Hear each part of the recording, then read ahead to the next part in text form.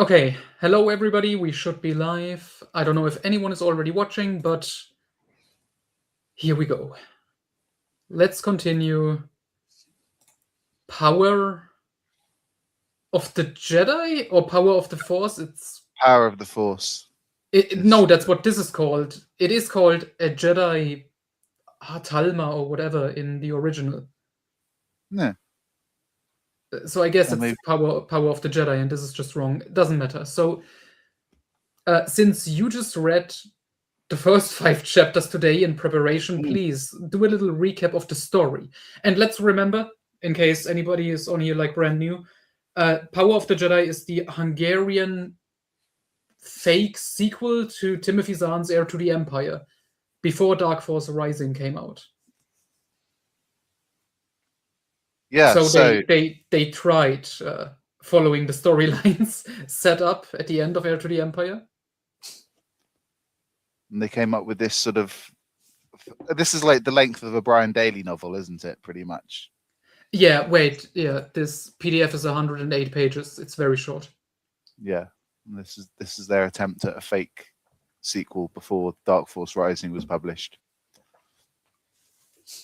Yeah. So, gosh, what happened in the first 5 chapters? Well, Leia went to meet up with Kabarak on the planet Trioth and was ambushed by a bunch of Nogri, but used her Jedi powers to mostly fight her way free until they were captured, I think. But Leia revealed herself as the daughter of Darth Vader and was subsequently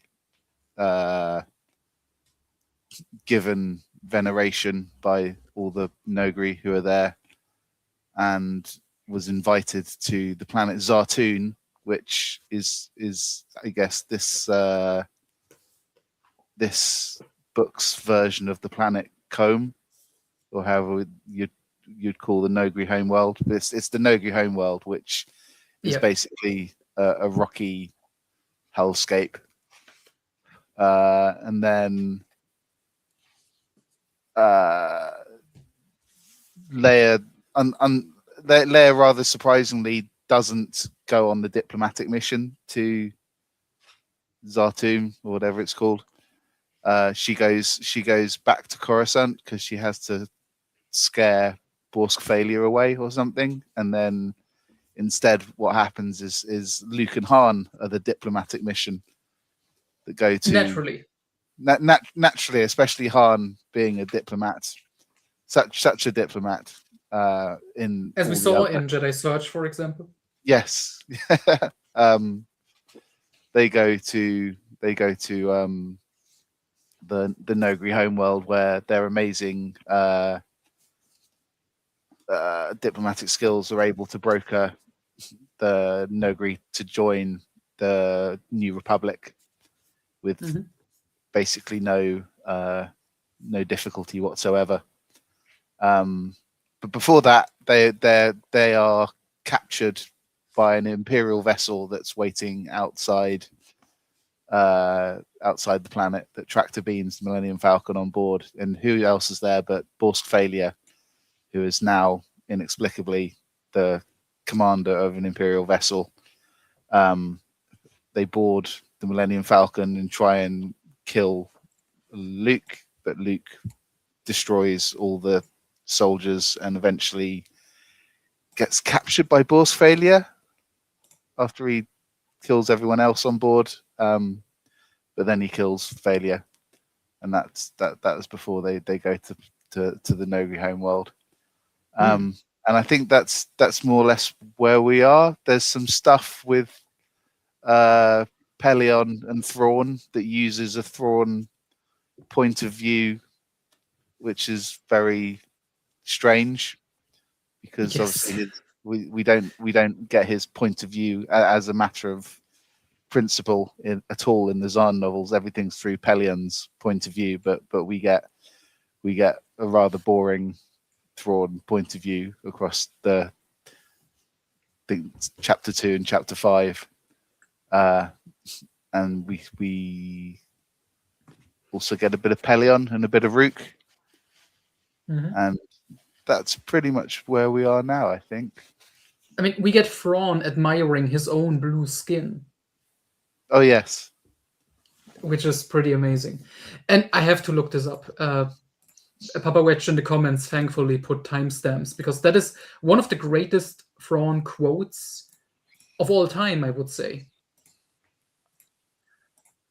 Where is it?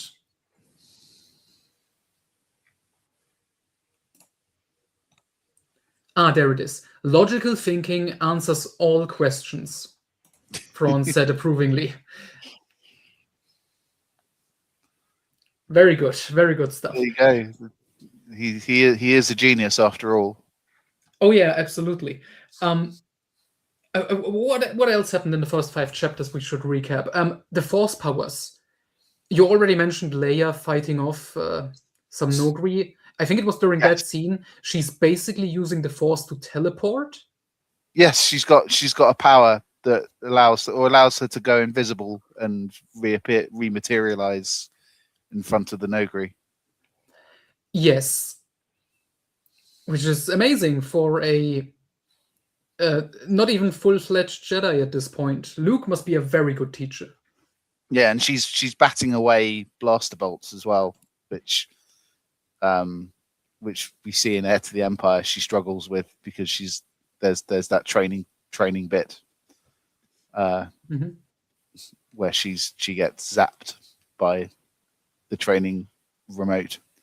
So oh my god, we also forgot to mention Talon Card officially joined the New Republic with his smuggler organization.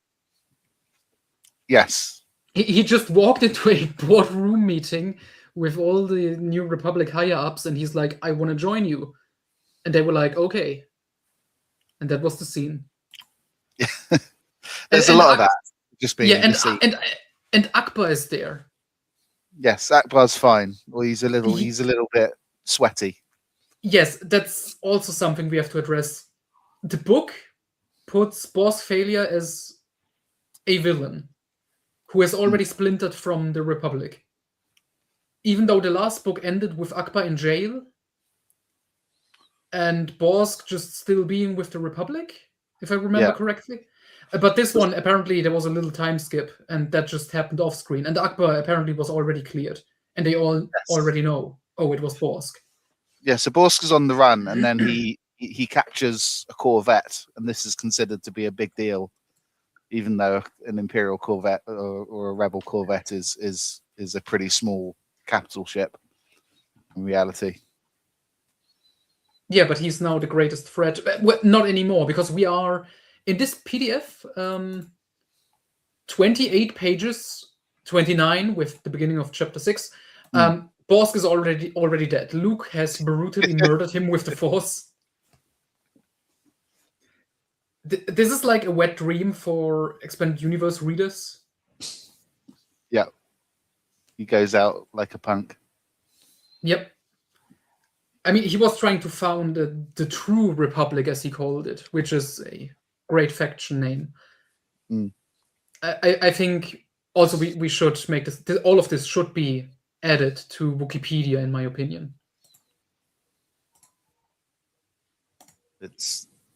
I don't know if there's a page on this book, but is there a page on the Hungarian Han novels?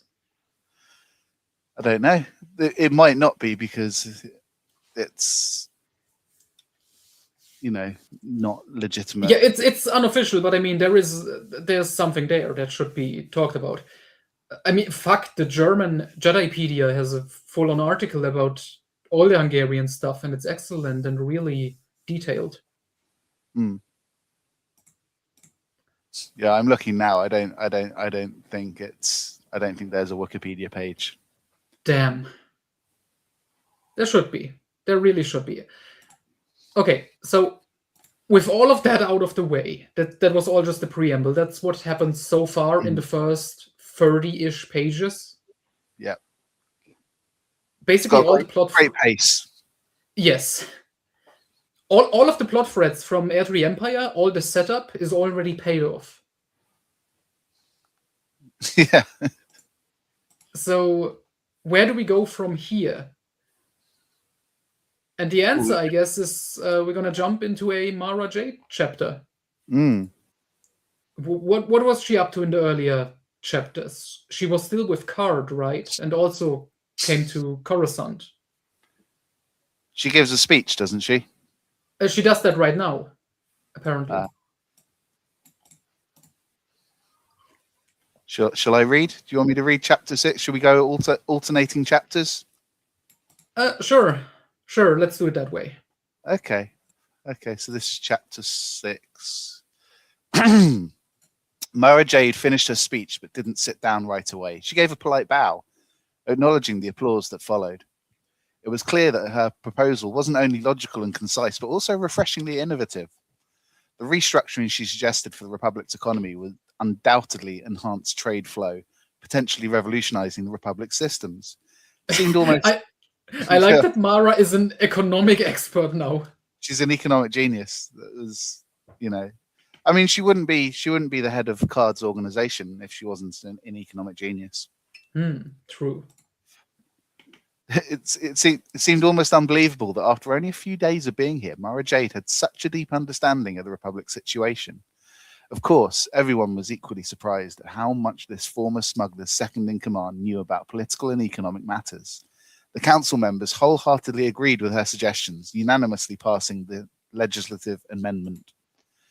Just as the applause died down and the council members approached Mara to personally congratulate her, Leia's personal communicator buzzed.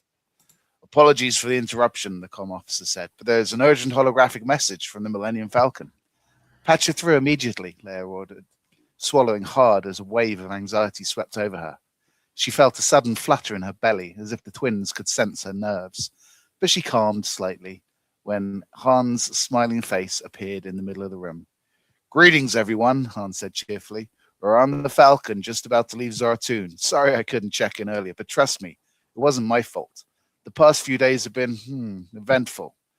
Let me start by saying, though I'll keep this brief, that we were nearly caught by an Imperial battleship near Zartoon. And get this, the ship's captain was none other than the former Councillor Phalia. Han paused, raising a finger.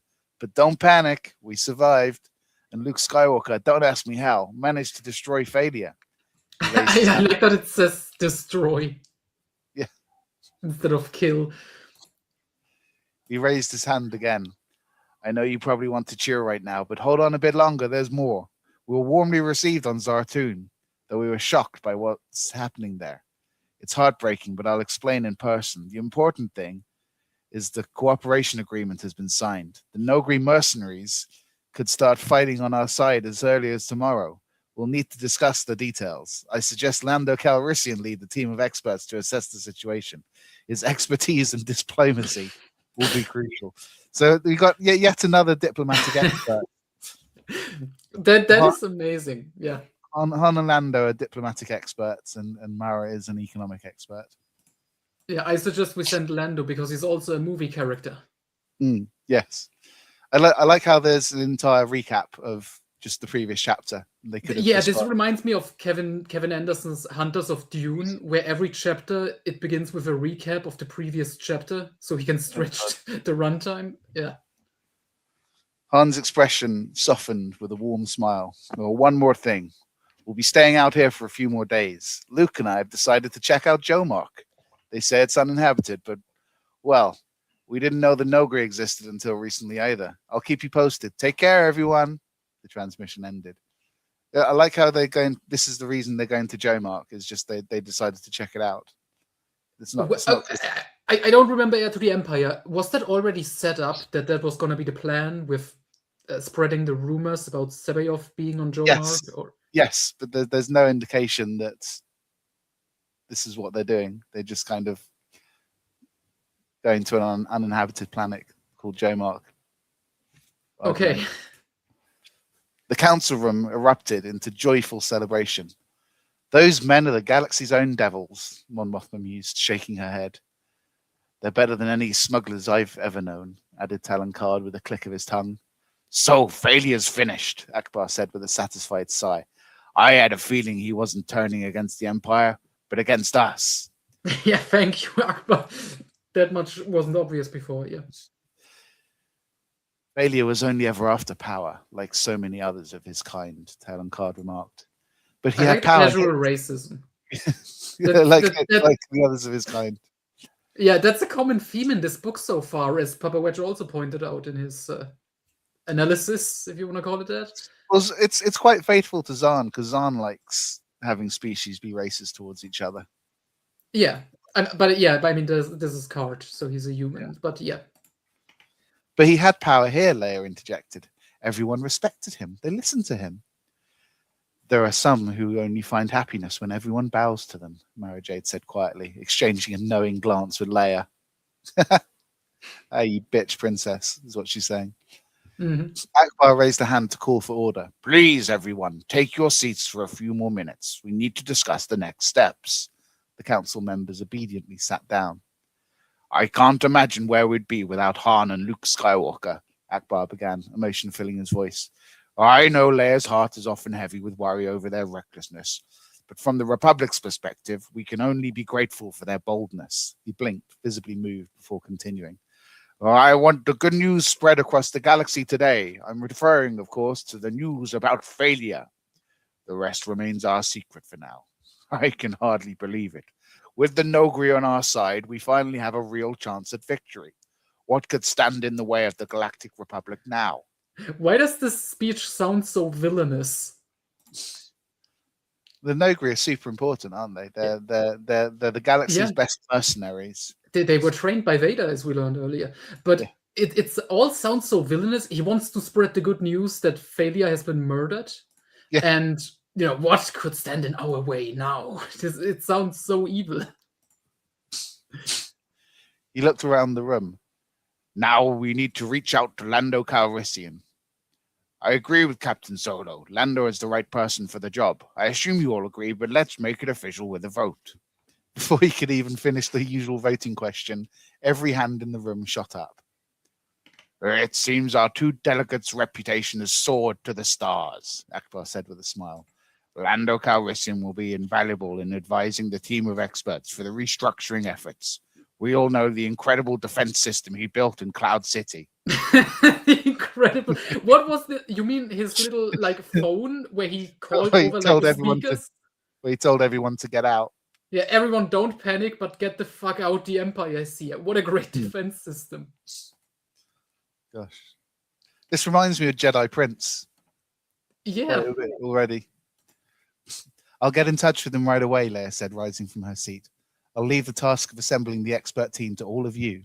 With that, she hurried out of the room. Leia couldn't wait to inform Lando of the developments. When she contacted him, Lando broke into joyful laughter upon hearing the news and promised he'd depart for Leia's planet immediately. Leia tried to ask if Lando had heard anything about Jomark, but he just joked that he didn't know what those two rogues could be after on a deserted planet, unless it's gold, he chuckled. But Leia couldn't shake her unease. Her whole body was still trembling, and the twins stirred nervously inside her. A bad feeling gnawed at her once again. What was it that troubled her so deeply? Why did she always feel this anxiety when Han and Luke weren't with her? Why had Han's face looked so strange earlier? What was that frightened look hidden behind his laughter? And where were they going? Were they telling the truth about Jomark? What was Luke really after there? And why did he drag Han into every dangerous situation? That's a lot of questions. Mm-hmm. As she walked down the hallway, deep in thought, Mara Jade approached her. Did you manage to reach Calrissian? Mara asked kindly. Yes, I did. And you? Did you finish your meeting? Leia replied. Yes, everything's settled. I can't wait for the experts to arrive so we can get the real work started. You want to be involved? Leia asked, surprised. Of course, Your Highness, Mara responded. I'm in the fortunate position of knowing the Nogri well. Leia looked at her with admiration. How do you know so much, Mara Jade? Based on your knowledge, I'd say you're more of a politician than a smuggler. I am, Mara said with a warm smile. Leia blinked in confusion. I don't quite understand. Care to sit with me in the garden for a while? Mara suggested, evading the question. I'd love to, Leia agreed, already heading toward the large glass doors. The palace gardens, the former emperor's favorite retreat, were as beautiful as ever. Strange sculptures from non-human cultures were scattered among the lush greenery, adding an otherworldly atmosphere to the place. The two women sat down in the Emperor's gazebo. Do you miss them? Mara asked sympathetically. Yes, Leia replied, her voice soft. I miss them both very much. I hear they go everywhere together. They do, whenever they can. And what's this Jomark business? I hadn't heard of it until now. Neither had I, Leia feigned, her mind troubled by this sudden decision. I'm just so tired right now. Do you mind if I close my eyes for a minute? Not at all, Mara reassured her. I could use a break myself.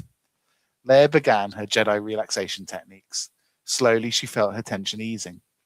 Now she could focus on the Force. Now she could focus the Force.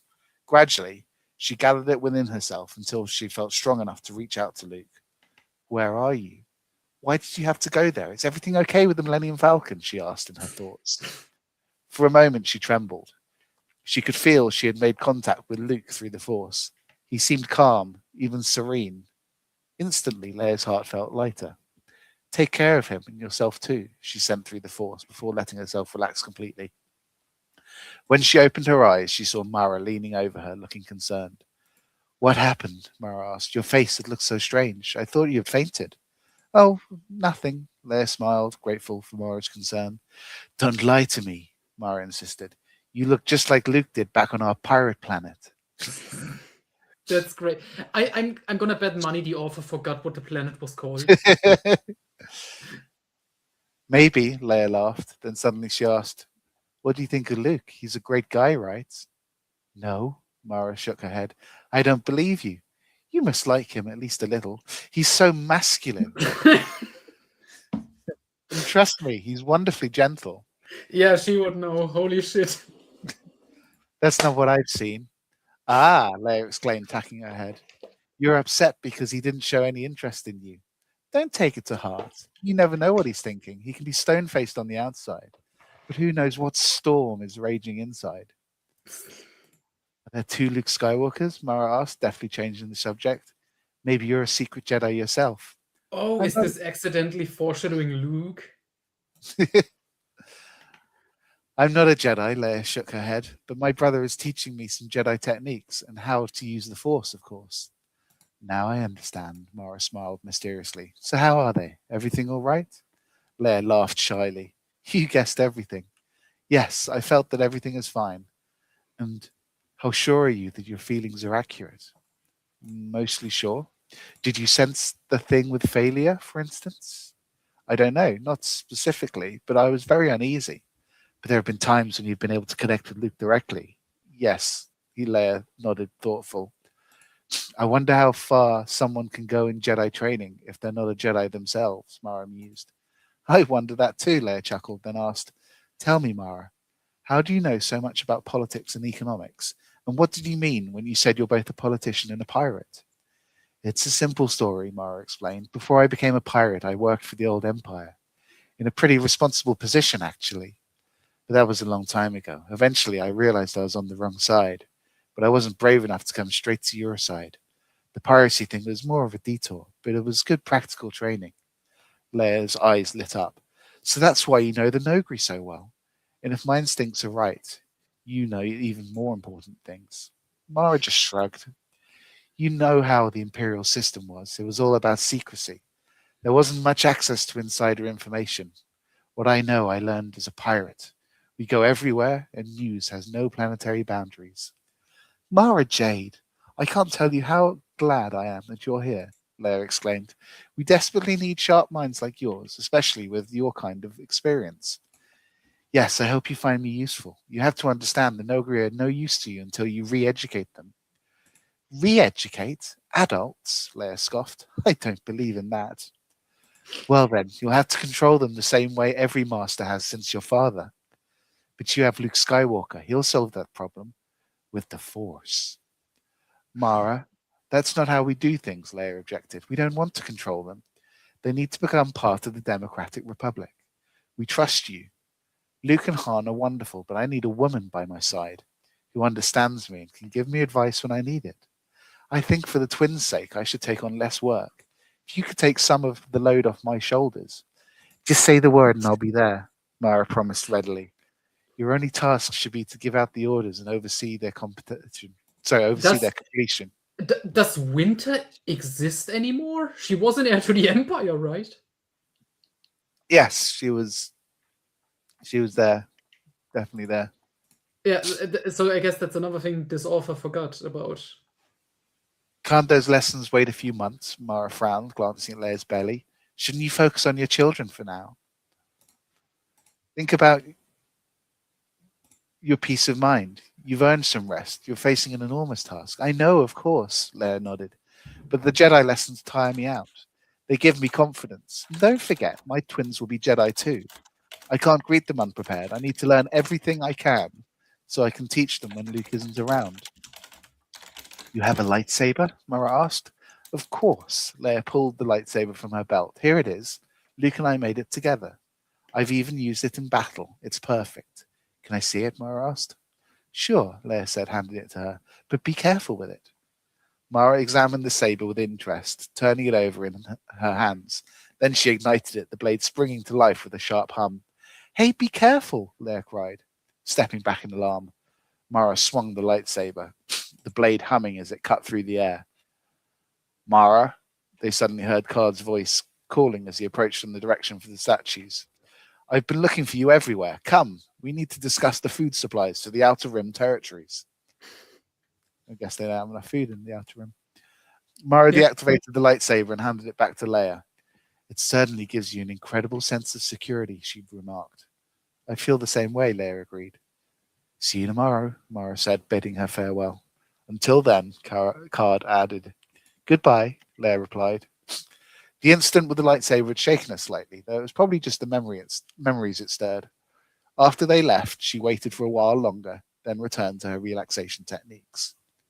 Her thoughts drifted to the twins. What kind of future awaited them? She imagined herself teaching them to walk, to speak, to love. If only there could be peace by then. If only Han and Luke could be here, arguing in the garden. Could that even happen? Could the constant battles and fear ever truly end? The Empire won't give up the fight, so the life and death struggle will continue. Who will emerge victorious? Leia couldn't imagine the Republic falling. That was something she could feel deep in her soul. But to think of her children growing up in captivity, or worse, not growing up at all? Those who sought her life weren't really after Leia Organa Solo. They wanted the twins.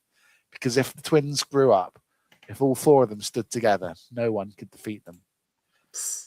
As she thought of the four of them, a dark feeling crept in. What was it? Something terrible awaited them in the future. But what? If only she knew she could fight it. Han and Luke had left her out of something. What was on Jomark that was more important to them than Han and her twins? Could there really be a Jedi there? And if there was, which side was he on? Would they really find him on Jomark? They must have planned this trip in advance. Why hadn't they told her? Because they knew she would oppose it. Now, all she could do was hope they returned safely. Leia was exhausted. Okay. Yes. What do we think? I've checked. That is the first mention of Jomark in Jomark doesn't get mentioned before this chapter. So it really does look like they just decided to visit it and no one knows why. Yeah, I mean, maybe it's going to be explained now in the next chapter, but yeah. Hopefully. I mean, that was set up in Heir to the Empire, right? Yeah, but you think there'd be some kind of recap as to why, the fact that because what's meant to happen, and I think what happened in Dark Force Rising is that they get rumors of a Jedi Master on Jomark that's been spread by. That was Pellion's idea to sort of spread rumors of a Jedi Master to draw Luke out. But there's no mention of that here. Yeah. It's just like, we're going to check out Jomark. Oh yeah, that's a planet. It's empty. It was mentioned in the last book. Yeah, And then the whole Mara and the smugglers thing. I mean, the New Republic trusted them very quickly. Mm. Apparently, they are now in charge of the Outer Rim food supplies and stuff. And Mara just casually reformed the Republic's economic system and stuff. Yeah, Well, that was passed unanimously. And then everybody clapped. Everyone cheered Yeah. at the death of Borskfalia, their former council member. Akbar wants to spread that good news in the galaxy. Yeah. Imagine that is so fucking insane because like who even knew about it? Like that he's a bad guy now. Or quite. Jesus. Mm. Let me see how long this chapter is. The formatting really sucks. Oh, I didn't care to format it. Yeah, I know. Oh, after chapter 7, there's again chapter 7. Quality. That's weird. Yeah, it says chapter 7, but I think the text is different, so it should be fine. Yeah. I just like, that's perfect for this book. Yeah. So there's 2 chapter 7s. Yeah, chapter 7 part 1 and chapter 7 part 2. I assume that if that's in the text, that was in the original Hungarian. Oh god, I hope so. We have to check that chapter later. 7s. Wonderful. I definitely didn't care enough to type the individual chapters out. Yep. Okay, chapter 7. A calm, quiet twilight enveloped the Millennium Falcon. Captain Han Solo was dozing in the cockpit, the ship adrift in a rare moment of peace. In his dreams, Han found himself back at the training camp on Zartun, wandering through the nursery where younglings were trained. Oh, younglings mentioned. He was searching for someone, watching his children were pitted against each other in combat drills. He could hear the encouraging voices, the precise instructions on how to incapacitate their opponents, and then he knew that even if he shouted, smashed everything around him, or called out for Luke and Leia with their lightsabers, it would be in vain. His sons?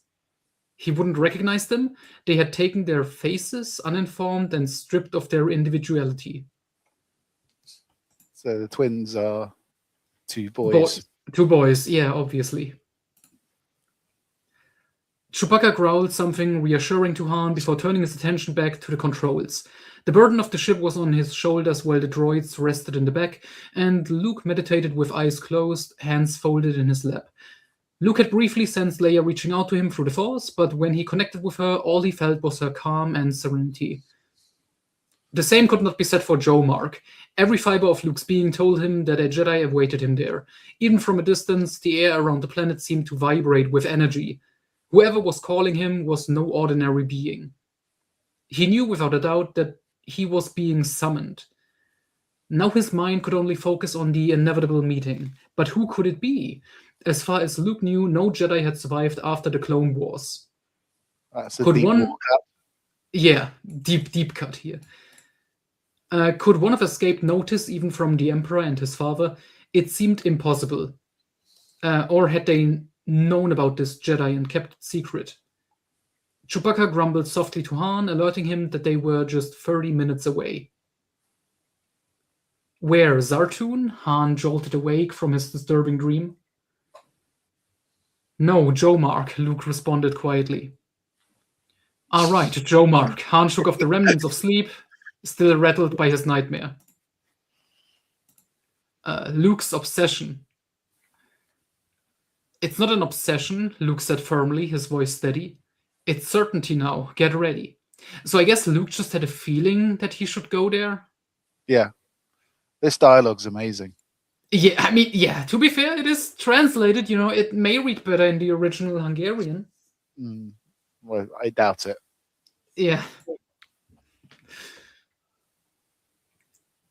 Are you going to tell me what you're really doing here? Han demanded.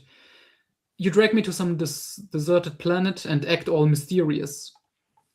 I can feel the presence of another Jedi Knight. He's here. He called me. I had to come. A Jedi Knight, Luke, Han huffed, crossing his arms. You always come up with something to keep this Jedi myth alive. You know there's no more Jedi, right? It's just you. Face it, you're a living relic. Stop with the jokes, Han, Luke said sharply. I need to concentrate. I will need all my strength, and even that might not be enough. Why do you need the Force? Don't tell me you think you found a dark Jedi, Han mocked.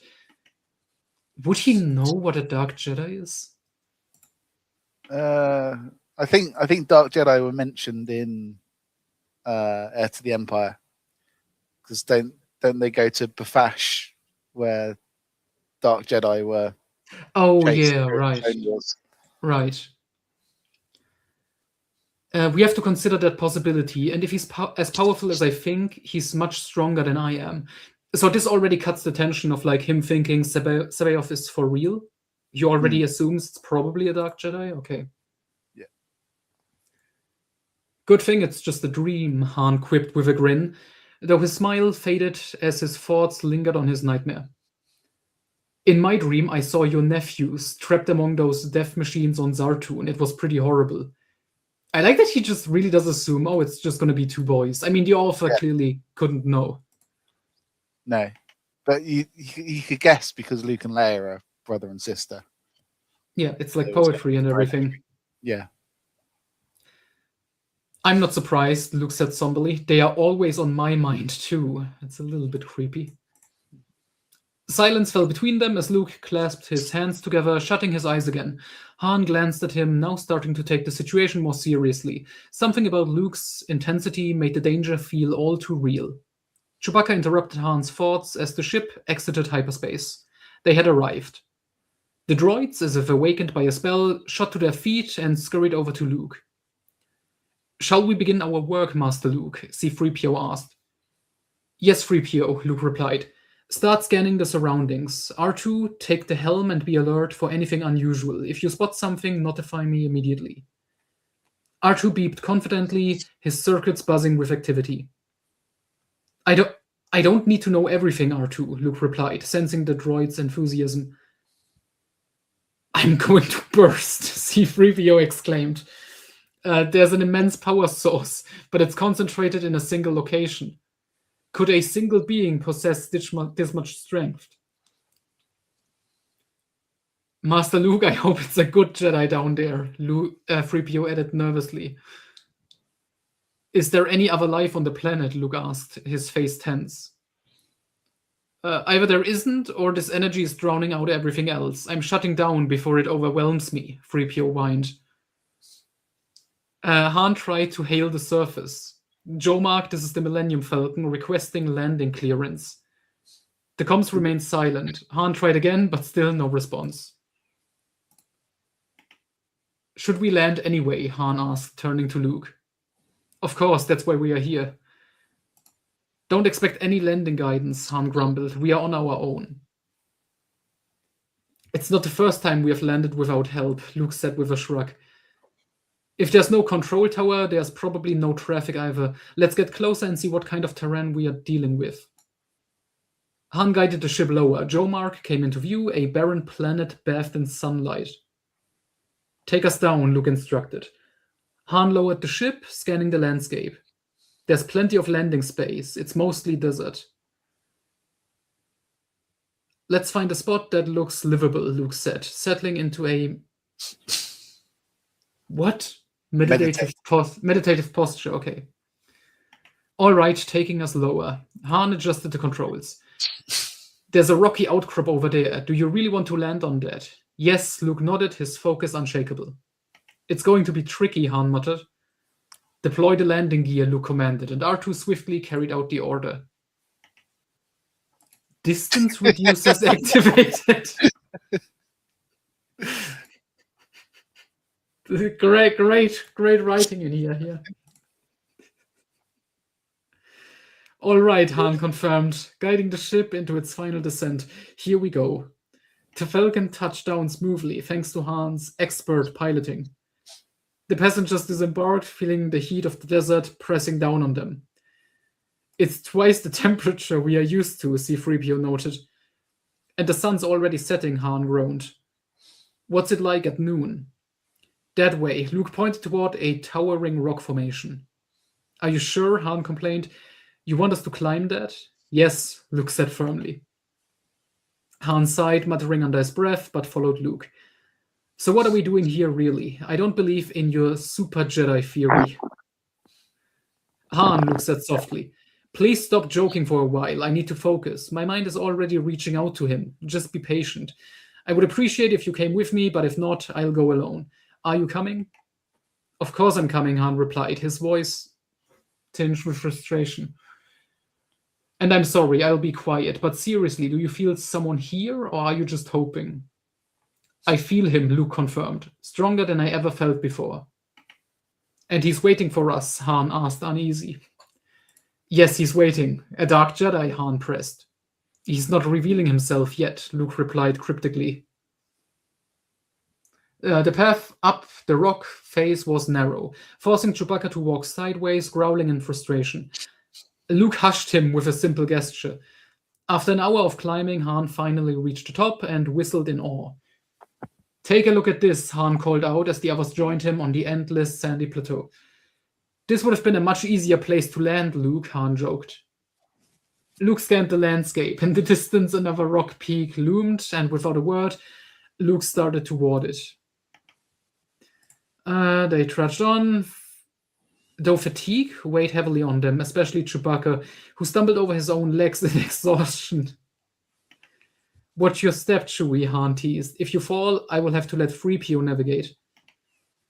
C-3PO took Han's words seriously. Of course, Captain Solo, I'm more than capable of performing such tasks. R2 whistled a snide response. I don't understand your sarcasm, R2. I'm perfectly equipped for this mission, C-3PO shot back. Chewbacca suddenly stopped, picked up 3PO, and spun him around. Put me down this instant, 3PO protested. What are you doing? Enough, Luke called out. From now on, only Han and I will speak. Do you even realize where we are?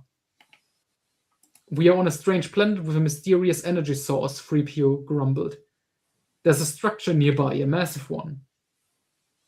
Oh, come on, that's just a mountain, Han scoffed.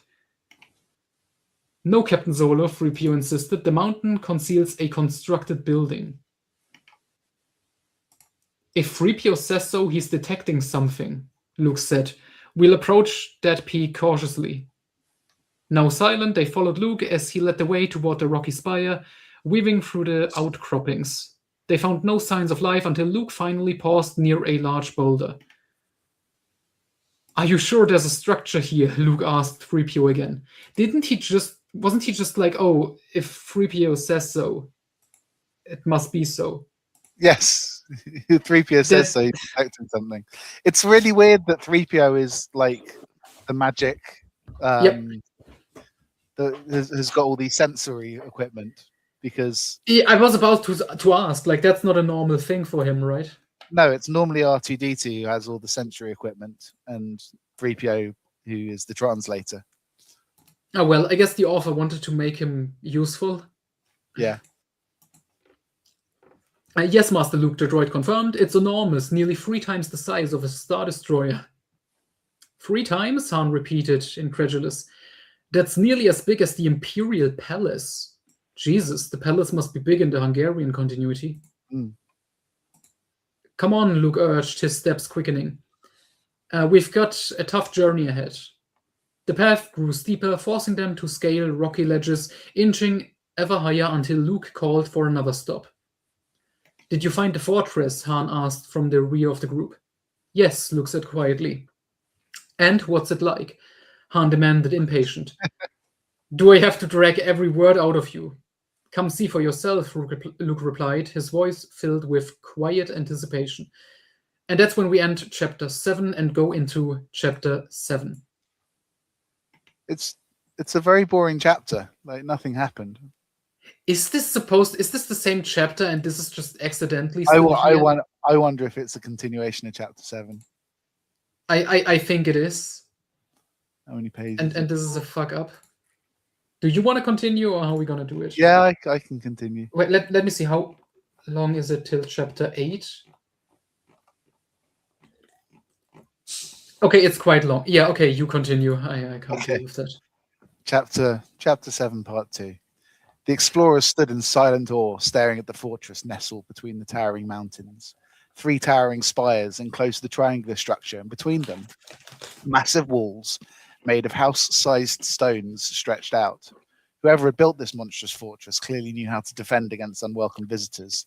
To enter or even attempt to breach the walls, they'd first have to descend just as far as they had climbed. This was perhaps the most challenging part of their journey. "We must be crazy," Han whispered to Luke.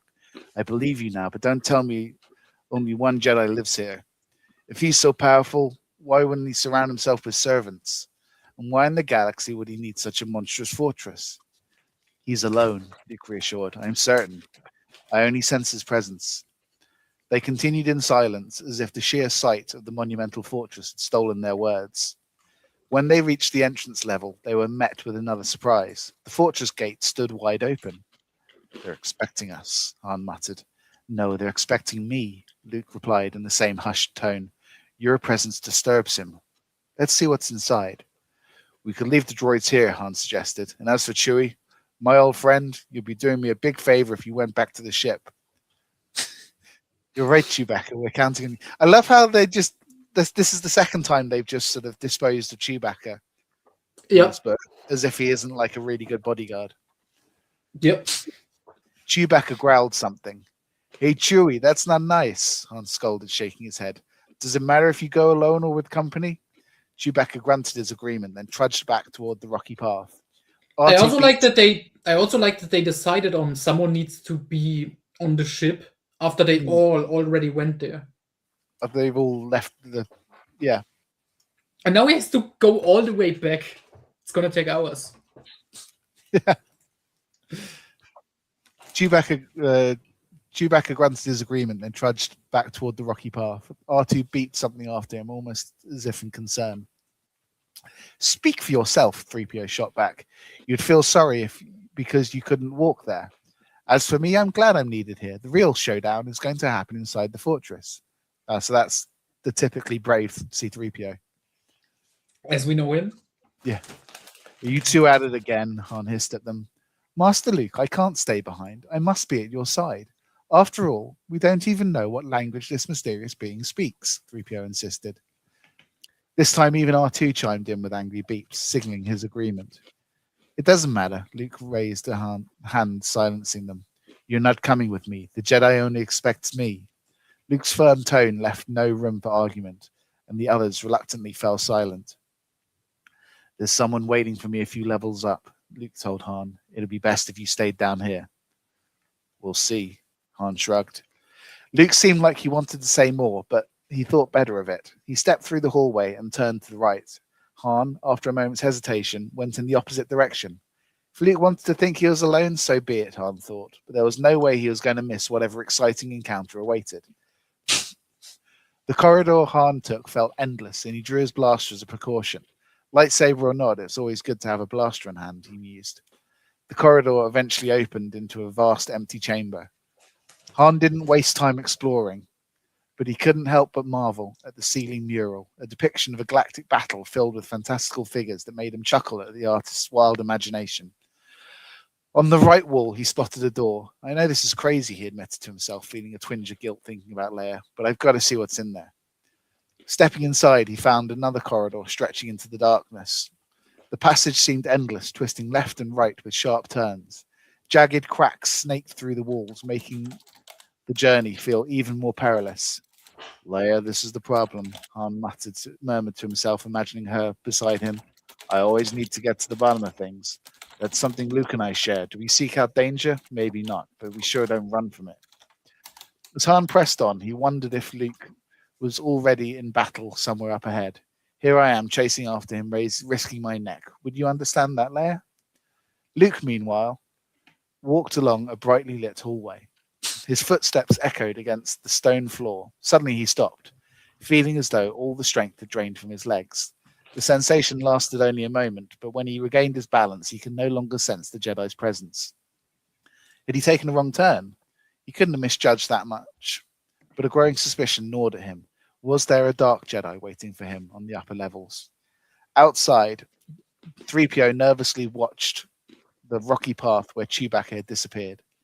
"Can you explain why Master Luke left us behind?" he asked R2, who beat the lackluster response. "I'm asking you because you're here. Besides, it's terribly hot today. Do you really believe in this Jedi?" R2 chirped something in return. "I know I said it, but not out of conviction," 3PO admitted it. "I said it because my program dictated it." R2 beeped again, his tone more insistent this time. Okay, maybe I believe a little, 3PO confessed, and I think Captain Solo is starting to believe too. For a while, the droids were silent before 3PO spoke again. We should follow them. Did you see which way they went? R2 swayed uncertainly. We were foolish not to check. They could be in danger, and if something happens to them, we'll be left hiding. R2 let out a stream of indignant beeps, surprising even 3PO. Why are you being difficult? I know what Master Luke wants, 3PO grumbled. You're acting like a traitor. R2 didn't respond. He rolled a few times toward the large gate, then stopped, seemingly resigned to his fate. Meanwhile, Han continued his trek through the dark hallway until his hand brushed against the door. There we go, he thought triumphantly. You see there? If you search, you find. The door, unsurprisingly, was locked, but beyond it... was unlocked, but beyond it was only more darkness. Fine, Han thought. Let's see where this leads. After only a few steps, his foot struck an obstacle, stairs. Now he had a choice, continue down the hallway or ascend the stairs. The hallway could lead to a dead end or loop in circles. If he took the stairs, he might encounter the Jedi sooner than expected. Trusting his instincts, Han chose the stairs. Luke said the Jedi was waiting on the upper levels, so this seemed the right path. He still wasn't afraid, but the darkness and the nagging feeling that Luke was in danger urged him on. He couldn't afford to waste any more time. By the time he reached the top of the long spiral staircase, Han was exhausted. He saw a faint light ahead and stepped out into a circular walkway. This must be one of the spires, he thought, gazing out of the narrow windows. From here, he could see the top of the fortress was a few levels below. If a battle was going to happen, it would likely be down there. Grumbling, Han made his way back down the stairs. On his descent, he nearly missed another door a few levels lower. This time, it opened onto a rooftop terrace shaped like a triangular layout of the fortress, with an overgrown garden and several massive trees. At this hour, the view was breathtaking. The setting sun cast everything in a purple hue, bathing the rocks, the fortress, and the sky in a surreal light. Han found himself mesmerized by the sight, watching as the harsh, jagged rocks softened into gentle, warm shapes before his eyes. It was beautiful. So captivated was he that he almost missed the cloaked figure standing at the tip of the triangle. The figure stood with its back to Han, as if also admiring the sunset. Tall and straight, the figure held its head high, facing the dying sun. Despite every instinct screaming at him to stop, Han approached. Now he saw what the stranger saw, a vast, terrifying abyss surrounding the fortress, stretching like a canyon into the distance. The setting sun cast blood-red shadows across the chasm. The sight was so unnerving that Han's heart began to race. Without thinking, Han raised the blaster in front of him, regaining some sense of security. But the stillness of the figure still unsettled him. Was this person even alive, or was this some macabre joke, a mannequin placed to toy with him? Luke Skywalker. I want to say, I like that we just have Han here at all, unlike in the real book, Dark Force Rising. That is just such a bizarre change. Luke Skywalker has disobeyed me, the stranger said, the deep, grating voice cutting through the silence, startling Han. Greetings, Han responded mechanically. Where is he? The stranger asked. If you mean Luke Skywalker, he'll be here soon, Han replied. You are Han Solo, the father of the twins, the man said, his voice dark and heavy. I am, Han replied proudly, husband of Princess Leia Organa Solo. I am Master Sabaoth. I see, Han nodded, giving a polite bow. For a moment they stood in silence. Han's mind raced with fear. He silently called out to Luke, urging him to come quickly and get him out of this mess. All right, you're right again, Han admitted to himself. The guy's a Jedi, a dark Jedi. I can feel his power in every bone of my body. You're afraid. I can feel it, Sabaoth noted mockingly. Why would I be afraid? Han bluffed. I don't even know you. You're afraid, Sabaoth repeated. Maybe, Han said, his voice wavering. Maybe I've got a bad feeling about you. You know that you're going to die. No, I don't know that. But you will. I'm going to kill you now, and I'll kill Luke Skywalker too unless he joins me. As for your children, Sabayath's lips curled into a wicked smile. Your children will become true Jedi under my guidance. No, Han protested, his body trembling with a sudden overwhelming fear. Not them. Not them, Sabayath laughed, a deep menacing sound. Oh, especially them. Do you think I care about that failed Jedi remnant Skywalker? No. If he joins me, I'll make him useful, but if not, it won't matter. 2 new Jedi are all I need to sustain the Force. I understand, Han said softly, though his mind was racing. He couldn't accept this fate. If he ran, Sabath's power would catch him, and he'd die branded a coward. What could he do? With no better options, and doubting it would work, Han raised his blaster and fired. The results didn't surprise him. The blaster bolts dissolved in midair, vanishing before they reached Sabath. Han had seen this trick before. It confirmed what he'd already feared. Yeah. Is this supposed to referencing Empire Strikes Back, but the author also didn't remember that scene exactly? Yeah. Everything would happen just as Sabath predicted. The fight was over before it had even began. If Sabath could stop energy blasts in mid-flight, he could likely do anything a Jedi could do, perhaps even kill with a mere glance. Oh, that sounds like the Kylo Ren moment in Force Awakens, stopping it in middle in the air. Yeah, I was just thinking that.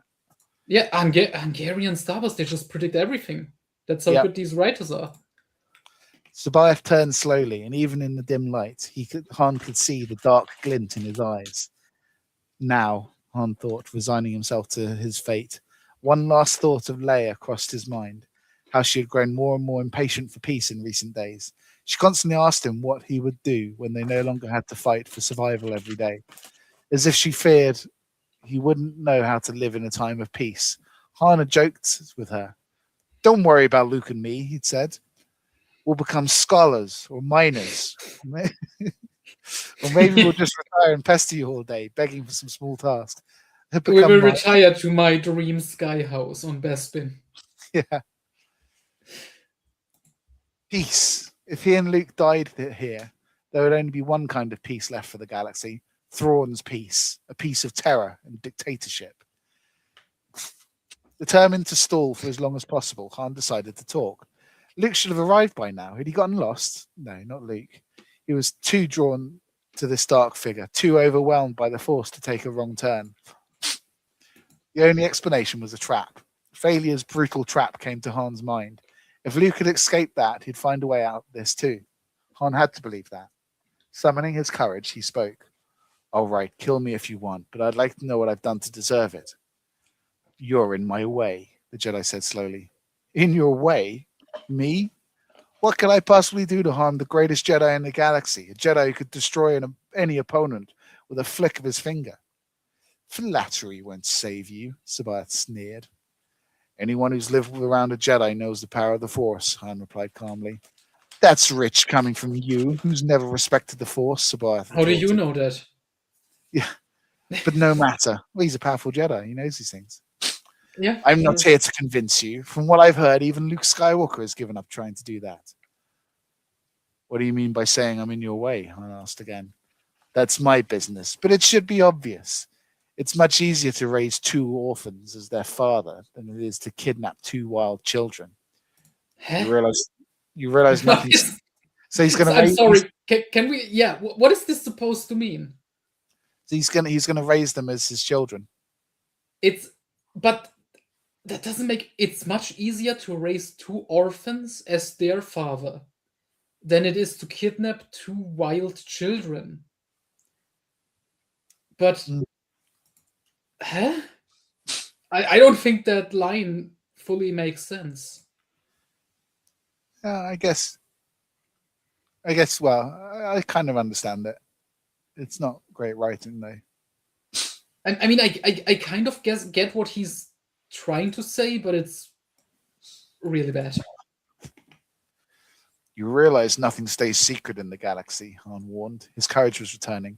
He could sense that Sabath's vanity wouldn't let him pass up this final showdown. You're a fool, Sabath laughed mockingly. A fool and incredibly vain. It's clear you know nothing about Jedi powers. That dim-witted Skywalker never taught you a thing, did he? Han remained silent, knowing he had struck a nerve. He understood well enough how Jedi could read minds, having learned from Luke. He believed it, mostly, but he hadn't counted on it until now. Think you're stalling for time, but you're wrong. I am stalling for time. Why do you want to kill me? Han pressed again. First and foremost, because you annoy me, Sabayath replied coolly. And maybe because I'm tired of your arrogance. Just because that weakling Skywalker lets you make a fool of him doesn't mean you can toy with every Jedi. Han fell silent again. Prepare yourself, Sabayath commanded. I'm ready, Han replied, his voice steady. Your end is near, Sabayath whispered. Is that so? This is the most drawn-out murder I've ever seen in a book. I've accepted my fate. Go on, do it. Kill me or torture me. I'll die a hero. You'll die a painful death, Sabayath hissed. He closed his eyes for a brief moment, much like Luke did when summoning the Force, and slowly raised both hands. Han saw his muscles tense as he concentrated, and then blinding bolts of energy flashed through the air. Almost instantly, Han was consumed by a wave of pain so intense he thought he would lose his mind. Every fiber of his being screamed in agony. He wanted to cry out, but his tongue felt too swollen in his mouth. As the first wave of pain receded, a violent tremor ran through his body. The pain hadn't gone away, it merely paused. Han's entire focus now was on holding back the tears. He knew what kind of death awaited him, but he didn't care. In fact, he almost welcomed it. He only wished it would come quickly. Luke was moving steadily down the corridor. He knew he was on the right path, yet he couldn't understand why he hadn't yet reached the stairs leading up. Suddenly, a sharp pain shot through him, and he stopped, closing his eyes and reaching out with the Force. Han! He shouted involuntarily. He couldn't believe what his senses were telling him. Han was in mortal danger. The Jedi had lured him here to kill him. Hold on, my friend, Luke sent through the Force. At least until I can get there. No, it was already too late. The Jedi had attacked. Han was done for. Luke stood helplessly, now understanding why it had taken him so long to reach this point. He had been misled. He had let himself be caught in a trap again. No longer paying attention to what the Force was telling him, Luke relied solely on his instincts. Soon he found the staircase. He raced up like a whirlwind, only to be stopped by two shadows emerging from the walls. Even in the dim light, Luke could tell they were bounty hunters. This can't be happening, he thought. Don't they know what's happened? The Nogri wasted no time, launching themselves at Luke. So are Nogri bounty hunters or mercenaries? Yeah, that's not really clear. Sort of interchangeable. Also, this doesn't really make clear, how did Luke walk into a trap? He just couldn't find the staircase. Wow, that's an amazing. He's just lost. Their orders were Also, clear. he sent a Force message to Han. Like, I don't think that works, right? No. Yeah, so yeah, that's great. Stop him at all costs, even at the price of their lives. Given that, Luke had no choice but to cut them down with his lightsaber. Let's hope there aren't more of them, he thought, as he continued his charge up the stairs. He didn't stop to wonder if Han Solo, his sister's husband and his best friend, was still alive. In the final turn of the stairwell, another figure leapt out at him. Another Nogri, Luke thought, as his lightsaber flashed to life again. The green blade slashed through the attacker's outstretched arm. Sensing something behind him, Luke turned sharply. His instincts had been right. Behind him stood another figure, ready for battle. In a split second, the lightsaber struck down. A tremendous howl echoed from through the chamber. Luke pressed on. So I love how the Nogri are like the most dangerous mercenaries in the galaxy, but they're literally, Luke goes through them like hot butter. Yeah, they really are pretty useless, as George Lucas would say. Yeah.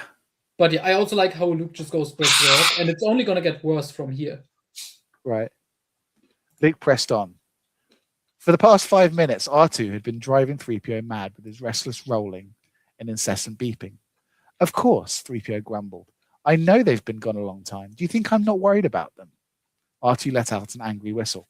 You can't say that, 3PO protested. I've proven more than once that I'm not a coward. Admit it. R2 responded with a series of soft, interrupted beeps. All right. Just think before you say something foolish next time, 3PO scolded. But you're right. We should be ready to hear their distress call. Let's go. The two droids headed in the same direction Luke had taken earlier. Luckily, the Force hadn't misled them, so they found the staircase much faster than their master. But when they arrived, they realized the steps were far too high for R2. Of course, now I have to carry you up this endless staircase, only to be completely exhausted by the time we reach Luke, leaving me unable to help him if needed. R2 whistled, offended. Fine, don't take it so personally. I'm not going to leave you behind. I just like to grumble. It's how I'm programmed. Besides, it's not you I'm upset with, it's your inventor. What did he think, that a personal droid would never need to navigate terrain? Or did he imagine the whole galaxy was as smooth as a lab floor? That's a good question. This is fantastic, especially in hindsight with like the prequels and that he can fly. He's got rockets, but it's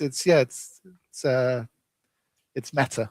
It's deconstructing Star Wars as we go along. 3PO stopped complaining, lifted R2, and slowly, laboriously, they began their ascent. When Han finally opened his eyes, he found himself lying on the stone ledge of the terrace. He didn't know how he got there. Maybe it was another blast of energy, or perhaps a fresh wave of pain had knocked him off his feet. There's your escape, he heard the Jedi's voice. It's up to you to end your suffering. I've left you enough strength to turn over. I saw how you admired the abyss earlier. Perhaps you sensed it. It will bring you relief from the unbearable pain. Han couldn't even think, let alone respond. The words barely registered in his mind, overwhelmed by the agony racking his body. His thoughts were scattered, fragmented, never quite forming complete sentences. Luke finally breached the terrace. He wanted to rush to Han's side, sensing that his friend was on the brink of unconsciousness and in danger of falling off the ledge, but he knew he first had to face the Jedi, this living nightmare who found pleasure in torturing the defenseless with his dark powers. The Jedi stepped away from Han. I've been expecting you, Luke Skywalker, he said slowly. I see you've been keeping yourself busy, Luke shot back. You have no right to judge my actions, Sabath warned. No one dictates what I can or cannot do. I see you stand against me, the Jedi remarked. Unnecessary cruelty and displays of power are beneath the Jedi, Luke responded. And that is rich coming from this version of Luke. Even a dark Jedi. I care nothing for laws. I have the strength to make my own laws, even for others if I wish. Go, see your arrogant and foolish friend. Yeah, Han Solo. Luke didn't need to be told twice. He ran to Han and ripped open his shirt. The energy bolt burned his friend's body to a crisp. Han was still alive, but barely conscious. Luke doubted even the fastest medical intervention could save him. You see, Sabath said smugly, I am more powerful than you. Though it is none of your business, I will tell you, I am Sabath.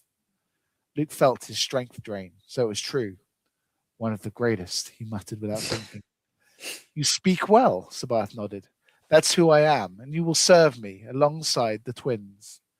The twins? Luke snapped back to focus, of course. Sabath wanted the twins to twist him into dark Jedi.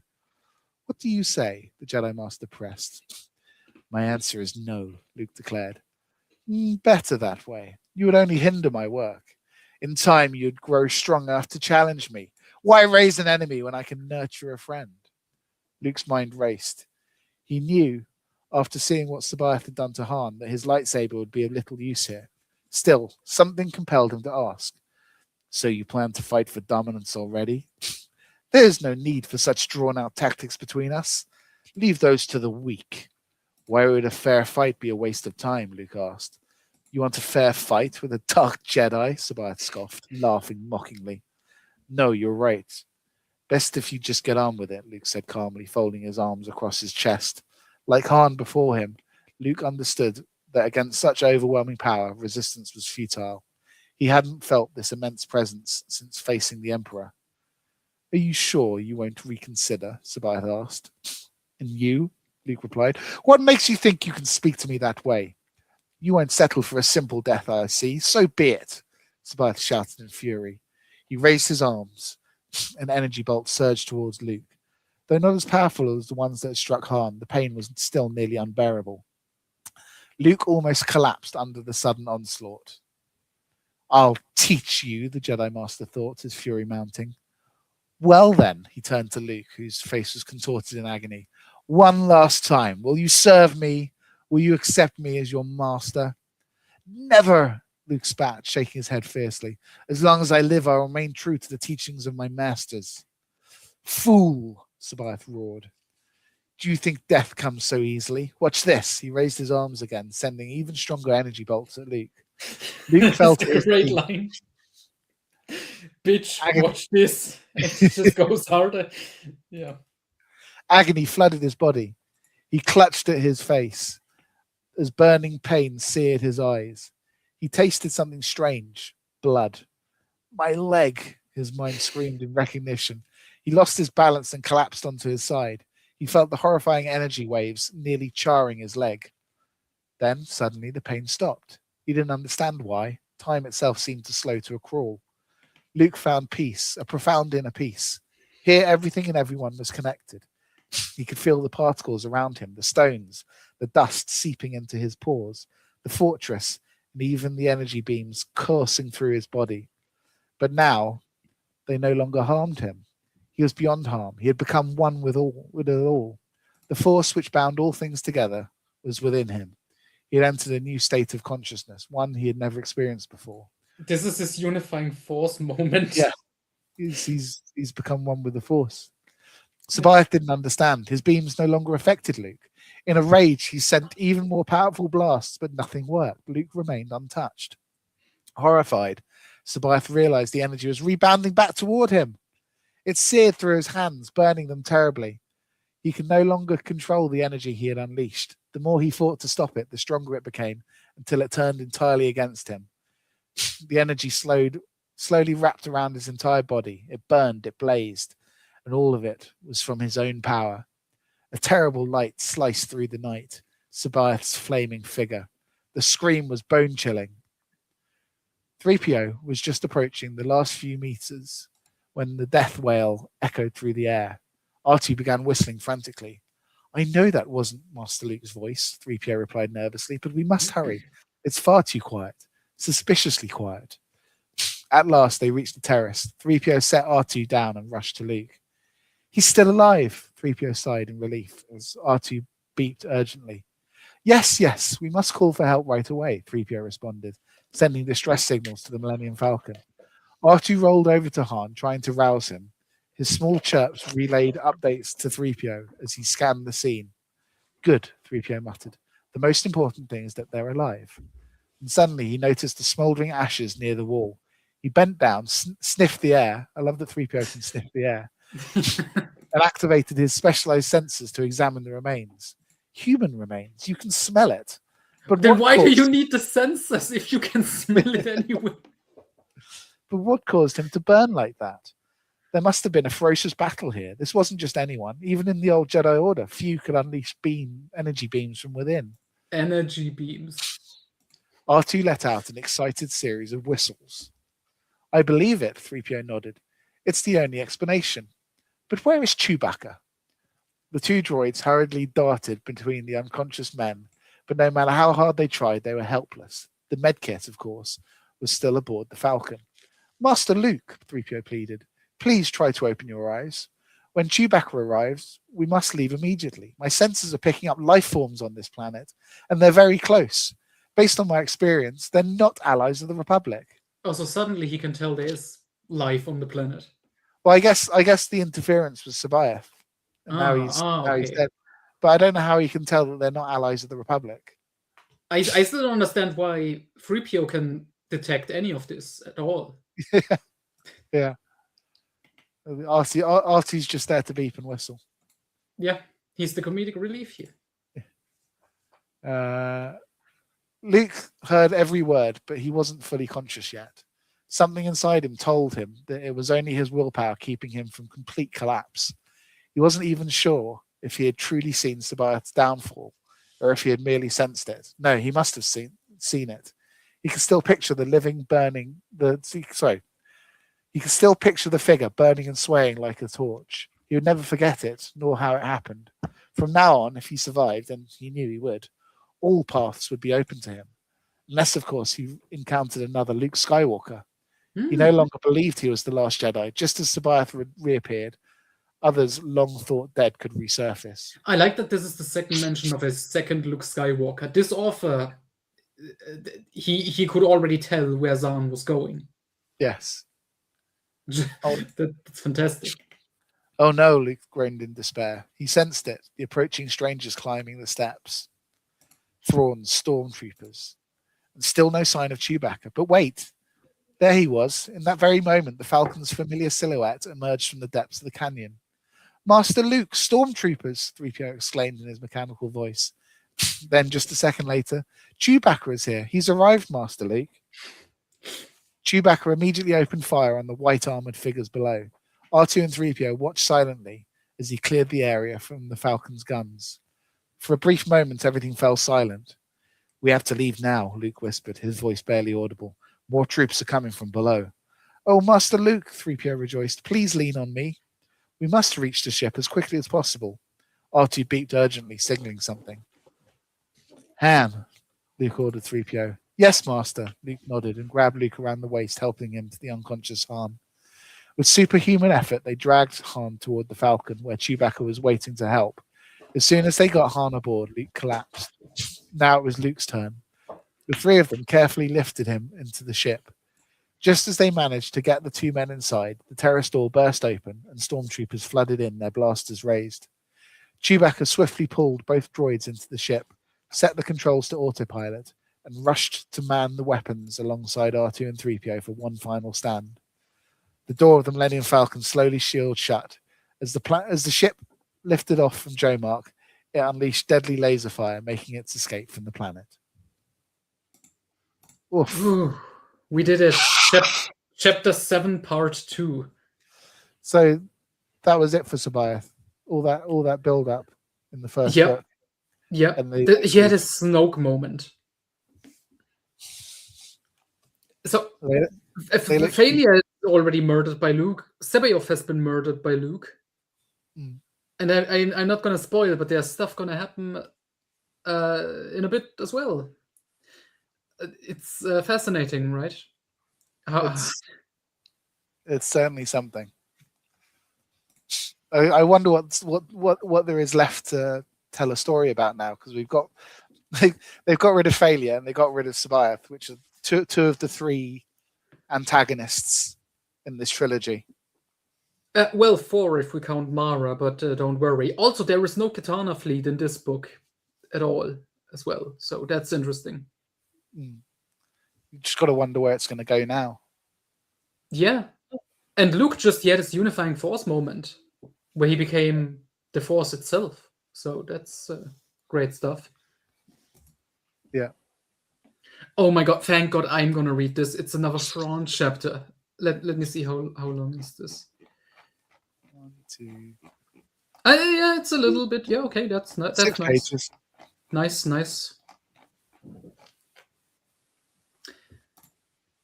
Whew, let's go.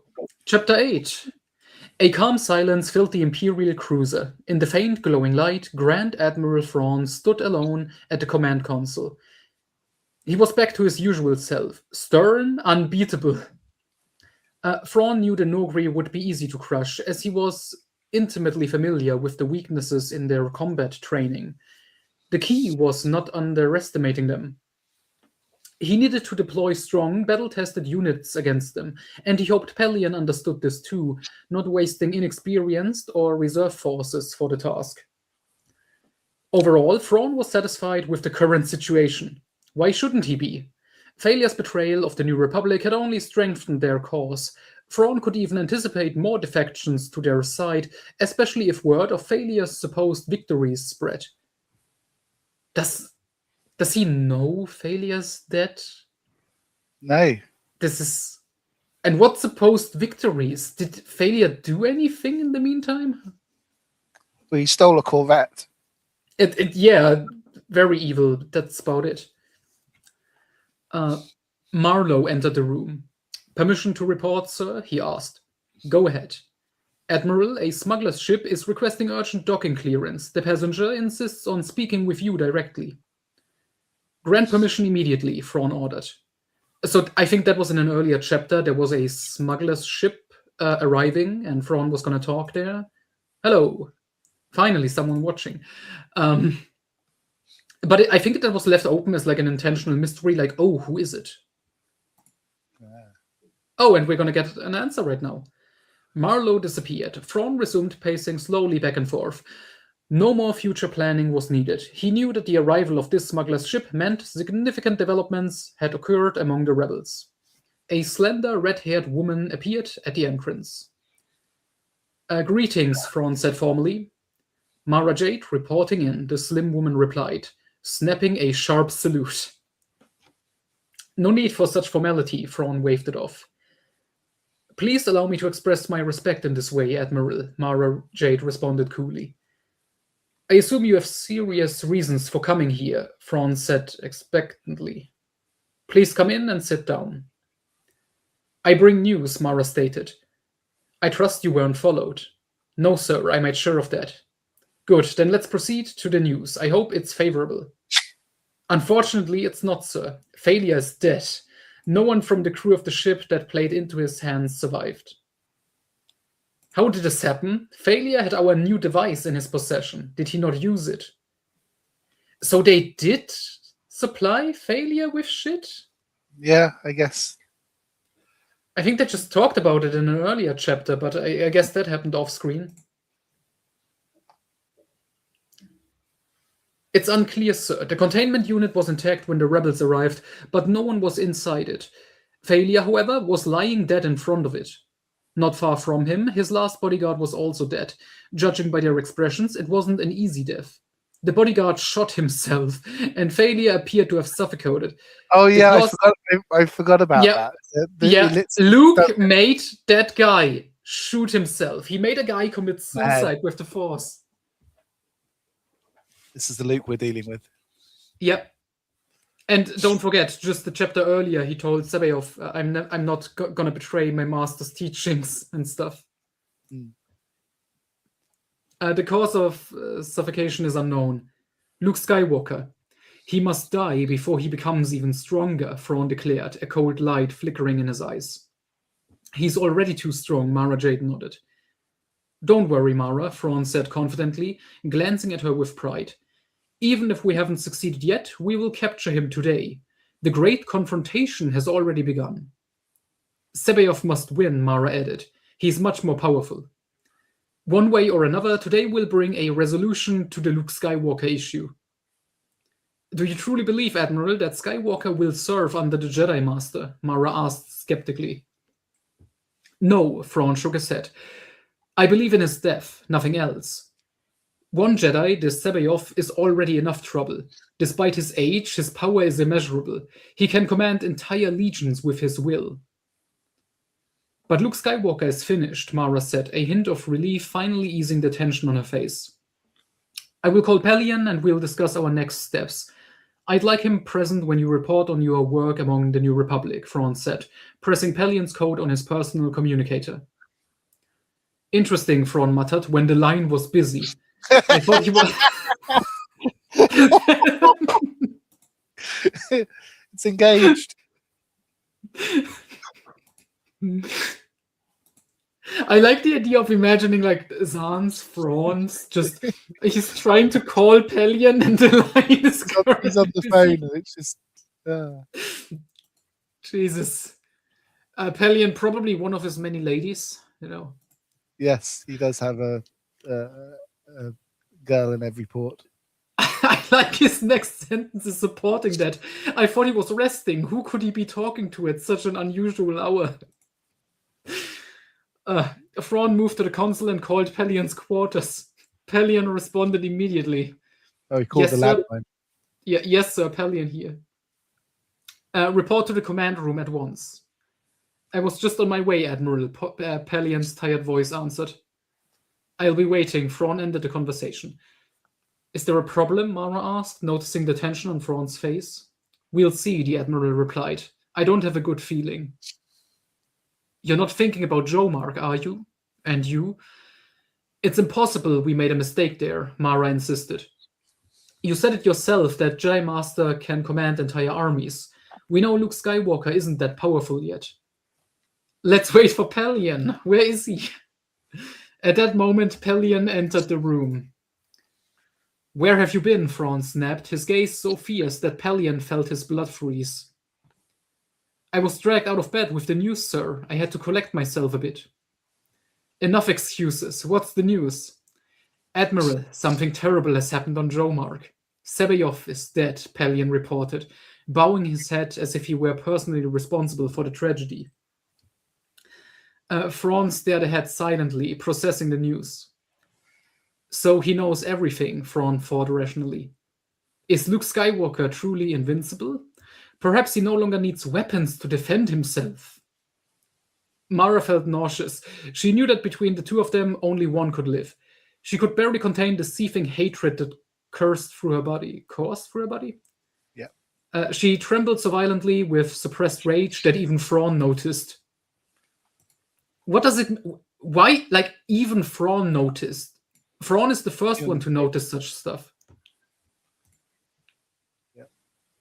You don't hate him more than I do, he said dryly. But let's not dwell on that. Pelion, explain what happened, though I suspect I already know. Sebeyoff's plan worked. He lured Skywalker with the Force, but of course, Skywalker didn't come alone. The Falcon's crew was with him, including Han Solo. Sebeyoff underestimated Skywalker, thinking the power gap between them was too great, but he didn't anticipate that Skywalker would be an equal match. I expected as much, Thrawn nodded. The witnesses are all in shock from what they saw, sir. What fucking witnesses? Exactly. They all came in after it was already done. Yeah. Maybe they had security cameras or something. Maybe. I'm not surprised. What happened? Is Skywalker capable of projecting energy beams? No, sir. It didn't come to that. Incredibly, he simply sent Sebeyoff's energy beams right back to where they came from. Straight back at Sebeyoff, Thrawn muttered. If he can do that, he can do anything, Thrawn thought. But aloud he said, no matter. I've never trusted magic tricks. Strategy and logic will always prevail. The stormtroopers we sent to Jomark were almost completely wiped out, Pelion reported. A soldier's fate, Thrawn said with exaggerated nonchalance. Mara didn't believe him. As a brilliant strategist herself, of course, she's a brilliant strategist, she knew exactly what they had lost with Sebeyoff's death. It was reckless of Thrawn to have pitted these two titans against each other. If not for this battle, Skywalker might never have realized his full potential. She was furious at Thrawn, but even more at herself. When she had the chance, she didn't kill Skywalker. She hesitated, sparing his life to save her own. Now she would gladly give her life just to see him dead. So I like that this retcons Heir to the Empire, that Mara was just working with Thrawn the entire time, I assume. Yeah. That's great. Yeah. Does that even... A real twist. Yeah, does that even make sense with Heir to the Empire and what we were given there? She sort of helps save Luke. In Heir to the Empire. Like, undoubtedly so. Do we get her POV when she's thinking of Thrawn? From what I remember, I'm pretty sure that should all be contradicting the stuff, right? I think so. Okay. Let's move on to your mission, Mara Jade. You know how crucial it is that the rebels see you as one of their own. They do, sir. The New Republic has accepted me. I'm present at all their meetings, and they implemented nearly all my suggestions immediately. I expected nothing less, Thrawn said, admiring her. You have an excellent grasp of human weaknesses and a deep understanding of politics. Thank you, sir, Mara replied. I think you will also be pleased to know that I have gained Leia Organa Solo's full trust. Completely, she added, with a significant pause. That sounds like a dream come true, Pelion chimed in. Yeah. That's definitely how Pelion would talk, how an Imperial officer would speak. Yeah. It exceeds all our expectations. You can control Leia Organa as the situation demands? Yes, Mara affirmed. And with your permission, I have a proposal. We are listening. I don't know if you've heard of the Emperor's secret weapon. Oh no. Are we getting a super weapon in the Hungarian Heir to the Empire sequel? I guess we'll find out. I hope they don't save it for book 3, which never happened. Go on, Thrawn encouraged. It was thanks to this weapon that the Emperor rose to power so swiftly. Oh. Interesting. So we're gonna get some Clone Wars era world building as well. So, it's not easy to break my vow of silence, sir, Mara began. But there's no need to explain how much I care about restoring the Empire. I feel the Emperor himself would reveal this now. Otherwise, how else can we hope to defeat the rebels? Where is the secret weapon? Thrawn cut off her moral hesitation. That was plain enough. Mara had no doubts left that she was making the right choice by revealing the Emperor's secret. She knew Thrawn was ruthless and cold as ice, but she also knew that only a man like him could restore her to the rank she once held among the Empire's top advisors. On Laweth, she answered. Okay. Laweth. I've never heard of it. Find it in the databanks, Pelion. I doubt you will find it, Admiral, Mara said. The Emperor chose a planet for his base that wasn't on any galactic maps, and of course he made sure no one would ever learn of its existence. He changed the name, relocated the sparse population, and took every precaution imaginable. Isn't this just Wayland again? Well, depending on what the secret weapon is. Yeah, but the way she explains it is exactly the same as Wayland, and that was all already established in the first book. And now Mara is revealing that she knows that, like she does in Last Command to the Republic about Wayland. It's like poetry. It rhymes. But you know where it is, don't you? Admiral, I was the Emperor's trusted confidant. Very well. So you know the planet's coordinates. Not just that, Admiral. What else? I know where. She paused and glanced sharply at Pelion. Would you mind, Captain, if I asked you to leave us? Of course not, Pelion replied, though his expression betrayed how much he resented the request, waiting tensely for Thrawn's objection. It's better if as few people know about this as possible, for now, Thrawn agreed with a nod. Call me if you need me, sir. Pelion saluted, then exited the room. They've just kicked me out, he thought indignantly. He knew Mara Jade was a threat. She was openly vying for his position as... That is so stupid. That is legitimately stupid. Same with Mara pretending like she was Palpatine's right hand. Mm. I mean, I guess that's kind of accurate to her character at that point in time, but Jesus. And if a woman like her set her mind on something, his chances were slim. Truth be told, and Pelion was willing to admit it, Mara Jade was a brilliant strategist. Yeah, we get it. It was no secret within the Empire that she was highly skilled with weapons of all kinds, but executing a military operation, that required grit, determination, and a man's tactical mind. So we get sexist Pelion. Yeah. It's very back 90s. in the it's very Hungarian 90s. Back in the room, Thrawn turned to Mara. I'm listening. Admiral, do you trust Captain Pelion? Mara asked. As much as I trust myself, the Admiral replied. Oh, that's sweet. Good, Mara relaxed. I wouldn't want the weapon to disappear. Why would it? For those uninitiated, the weapon is impossible to obtain, Admiral. But it's possible that a strong force might attempt to seize it. The Emperor programmed a failsafe in its Guardian code. If an attempt is made to take it by force, the weapon is destroyed. I don't believe anyone else in the galaxy knows about it. The Emperor last used it during the Clone Wars. If only he had deployed it again now. But no, he always reserved it for the ultimate threat. Perhaps now, Admiral? He saves it for the Yijon Bong. Yeah, all of this fits perfectly, if you ask me. This may work better in the grand scheme of things than the actual Thrawn trilogy. Mm. Perhaps now, Admiral, you understand why he never lost a battle in his time. Why the worlds flocked to him so quickly. Okay.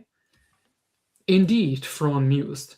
So you are telling me, Mara Jade, that obtaining this secret weapon could be as dangerous for us as for our enemies. That's correct, Admiral. I don't need to say I want it immediately. Of course, if you entrust me with the task, Admiral, I will organize the mission. It wouldn't be wise for you to be away from the New Republic for too long. I understand, but you must see, Admiral, that I need to be there. There's nothing more to discuss. Franz icy glare silenced any further objection. Yes, sir, Mara bowed respectfully. My plan is simple, Thrawn began. You will return to the capital and continue your work quietly. You will observe, position yourself. I assume Luke Skywalker and Han Solo will arrive soon, no doubt boasting of their latest victories. It's easy to predict they will bring up their grand vision of a galaxy-wide republic. That's when you will step in. You will nervously suggest, much like you worked with me earlier, that you know of a secret weapon. Naturally, our two heroes will be dispatched to investigate. I don't have more suitable people for the job. And besides, I need to be mindful of numbers. We've lost too many troops in recent weeks. I don't understand, Mara hissed. You're going to hand the weapon to them. Oh, you understand perfectly, Thrawn smiled wryly. Wait a second, we haven't established what the weapon is yet. Yes, it doesn't even have a name. They're just going, or what it is. Yes, or what it does. All of that would be very helpful. You just don't want to believe your ears. Admiral, I would never. It's better for me this way too, Thrawn interrupted. Forgive me for saying so, but perhaps you've spent too much time learning the New Republic's diplomatic methods. Here we have singular responsibility and decision-making, Mara Jade, modeled after the Emperor. Apologies, Admiral, Mara said, taken aback. Now that I think about it, you don't need to agree with me, Thrawn explained calmly. It doesn't matter. I understand, Mara said. Good, then let me continue. Once the Jedi and his companions leave your stage, they will appear on mine. From that point, you have one task. Eliminate Leia Organa Solo. She's had some Jedi training from her brother, but I don't think she will be much of a challenge for you, especially since her condition will slow her down. He studied Mara for a long moment. By the way, quick reminder, Leia can teleport with the Force, as we learned in this. So yeah, she will be a challenge. Don't hesitate, he warned. Don't soften because of her motherhood, and don't ask me if I want her alive. The answer is no. I never want to see another Jedi, even one who remembers a single trick from their teachings. Understood? I want corpses. In exchange, I will defeat the invincible Luke Skywalker and present him to you at your feet. Satisfied? Mara nodded silently. Then we are done. Thrawn stepped back and dismissed her without further ceremony. Not that he was angry, far from it, but he sensed that Mara's admiration for him, for his strategic infallibility, had wavered. He wanted her to know there was no other option but to obey him. Mara Jade wasted no time on the base. As she sat aboard her smuggler's ship, she thought about what she stood to gain from this mission. She wasn't unhappy with the task assigned to her, to kill a rebel, a leader no less, who happened to be Luke Skywalker's sister, a fitting challenge.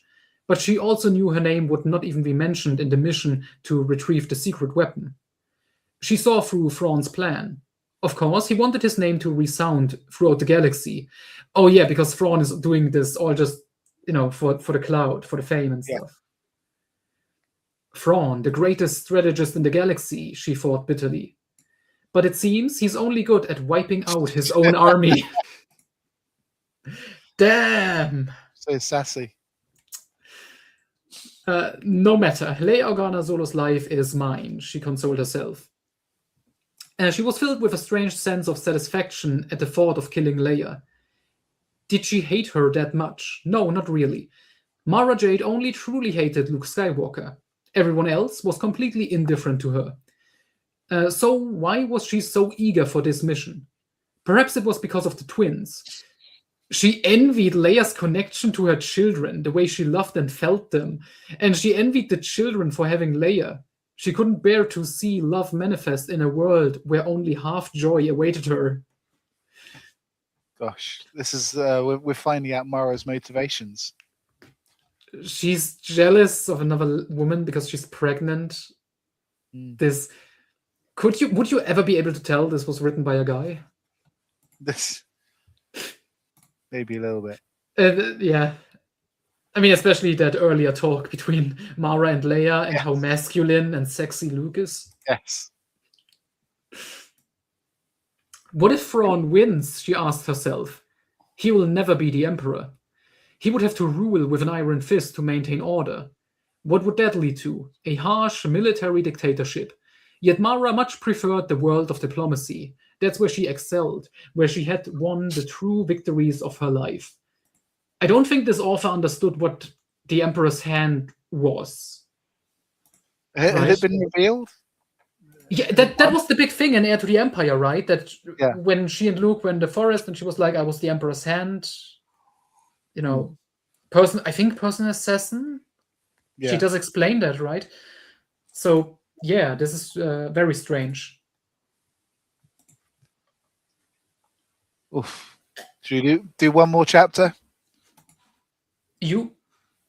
Yeah. One more, and then we have to do another. How long is this one? Like 9 pages, I think. Okay. Do you think we can wrap this up in a third stream, or is this going to take longer? We've read 30 pages so far. So, Jesus. So it will take 2 more. I think we can do. I think we can wrap up the next one because we'll have about.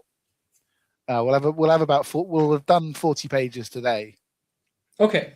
We'll have about 40 pages to go. Okay, that's nice. Cool. Okay, I'll take it away. Wait, Chapter 9. How long is it? Okay. Okay. Let's go. Okay. Chapter 9. Luke could walk again, but only with a limp. Even the doctors couldn't fix that. Half Luke's face was scarred, giving him a menacing expression. Oh, he's Two-Face. That explains the cover. Yeah. Why he has this strange eye? So half of his face looks like Palpatine's. Yeah. Wow. Deep furrows crisscrossed his body, even cutting across his forehead. He spent nearly every waking hour in meditation, which accelerated his physical healing but left him almost completely disconnected from the outside world. In this state, he needed no one. Only now did he fully understand his master's warning. The spirit must be ready before the body. Those unprepared for their power will misinterpret their victories. Who said that? Yoda or Ben? Yoda or Obi-Wan, yeah. Luke now focused every fiber of his being on recalling the final battle. Later, when he had been fully recovered, both physically and emotionally, he planned to resume his training, both body and mind. If he could come to terms with what had happened, he would have completed half the journey towards his ultimate goal. And the goal was clear: to be able to summon that tested power again whenever needed. Leia didn't know whose bedside to watch over more. Han had been severely injured too, but it was clear that his wounds were only physical. Luke, however, had been changed both in body and soul by the immense struggle it took to win, and perhaps by the unexpected success as well. Oh my god, you know what I just realized? This is the Denningverse Jason Solo approach. What do you mean? Luke had a unifying force moment, and now he's chasing it. He's going dark side. Oh my god, the Hungarians also predicted the Denningverse. This may be the greatest piece of literature, at least franchise literature ever written. It is truly transcendent. Han still joked all day long. And if he could have gotten out of bed, he would undoubtedly have spent the entire day teasing Luke with his sarcastic tales of superpowers. Leia hadn't told Han that Luke had been walking for days now, simply because she couldn't explain why he hadn't come to visit. Han, yeah, you're right, he's changed. Han kept sending messages to him, but Luke didn't seem to hear a word. So Leia had no choice but to fabricate fake responses for her husband. It's fucking amazing. Now she returned home with one of those fabricated messages. Han lay in bed with his head propped up. His face had been spared, but his body bore deep scars where the deadly energy beams had carved into his flesh. So what did the strong man say? He asked, affectionately stroking Leia's belly. Will he join me in the circus or not? No circus, Leia shot back. There isn't one. Well, we'll start one, Han boasted. You can be the animal trainer. You and the droids, R2 and 3PO, will be a hit. I'll team up with Luke, the strong man. Cut it out, Han, Leia pleaded, laughing even as tears streamed down her face. You're crying, Han exclaimed. No, I'm not, Leia protested. I'm just from laughing, that's all. What's going on with Luke? Han pressed. His leg, well, part of it's dead from the burns, Leia admitted. But he can walk, just with a bad limp. And me? Han asked. You'll be fine, just the scars. Luke's leg, that is a thing in both Truth at Bakura and The End of Unifying Force, remember? And Children of the Jedi, he gets a bad leg fracture. Yeah. So this is just a common theme for Luke, but again, the Hungarians predicted it. Okay, so his leg, what else? His face has changed too. Changed how? I need to know, Leia, before I see him. There are scars, deep ones. His face is intimidating. Why don't you spend more time with him? He needs you. No, Han. He doesn't need anyone right now, not anymore. Is he that down? He's lost in his meditations all day. I'll get up and go see him. I'm sure I can cheer him up. No, Han, you're not supposed to be out of bed for at least a week. But that week will fly by, you'll see. You saved my life, Leia, and now he's left crippled. He'll never forgive himself. I need to see him. Bring him here or take me to him. Han, you have to be considerate. He's been through a tremendous ordeal. He might have been broken emotionally as well. Yes, he can walk, but Han grew agitated. He's been walking around and he didn't come to see me. He hates me, doesn't he? That's a bit extreme, Han. Yeah. There was a knock, and Chewbacca entered, grinning at Han and barking 2 cheerful greetings. Look at the nerve, Han groaned. He's always reminding me that whenever I go somewhere, I come back wounded. And you only escaped because we sent you to fetch the ship. Chewbacca grumbled something soothing. Yeah, I know. We owe you our lives again. Sure. And what about Luke? Chewbacca hung his head. Is his face really that bad? Chewbacca rumbled in agreement. Leia smiled softly to herself. These two never changed, she thought. But then her expression darkened. If only Luke hadn't changed. Since Luke had returned, Leia hadn't been able to talk to him. Every time she asked about what had happened on Jomark, Luke stayed silent, retreating into himself as if that would solve anything. He claimed to be meditating, but to Leia it felt more like an excuse. He hadn't once asked about the twins, hadn't reached out to them with the Force as he used to.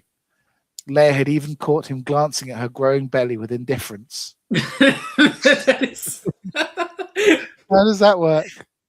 How do A different glance. From Han, she knew the details of what had happened on Jomark, the fateful day in that dreadful fortress, but she still had no idea what had happened inside Luke's heart. According to Han, Luke had wielded a power far beyond anything his Jedi training should have allowed. Something else must have happened there. How does Han know? Wasn't he unconscious during all of that? I guess not. Who knows? Maybe he felt it. Maybe. Like... Leia feared for her brother and for themselves, worried that Luke might remain this distant, isolated figure forever. She didn't want this Luke. She wanted the old Luke back. Even the affairs of the New Republic seemed to no longer interest him as they once did. That odd conversation he had had with Mara by the fountain in the garden had stuck with Leia. She had walked up just as Mara had begun talking about a secret weapon, a weapon she claimed that had been the foundation of all the Emperor's victories. Luke had given Mara a strange, almost hostile look and told her that it would be best if she brought the matter up at the next council meeting. Mara had stammered, clearly hoping Luke would hear her out and offer his opinion. She tried to explain the complexity of the situation, but Luke just stared at her with disinterest. He didn't smile, didn't offer her any reassurance. He must have known how hard this was for Mara, how many years she had wasted on a false belief only to be met with distrust when she finally found her place.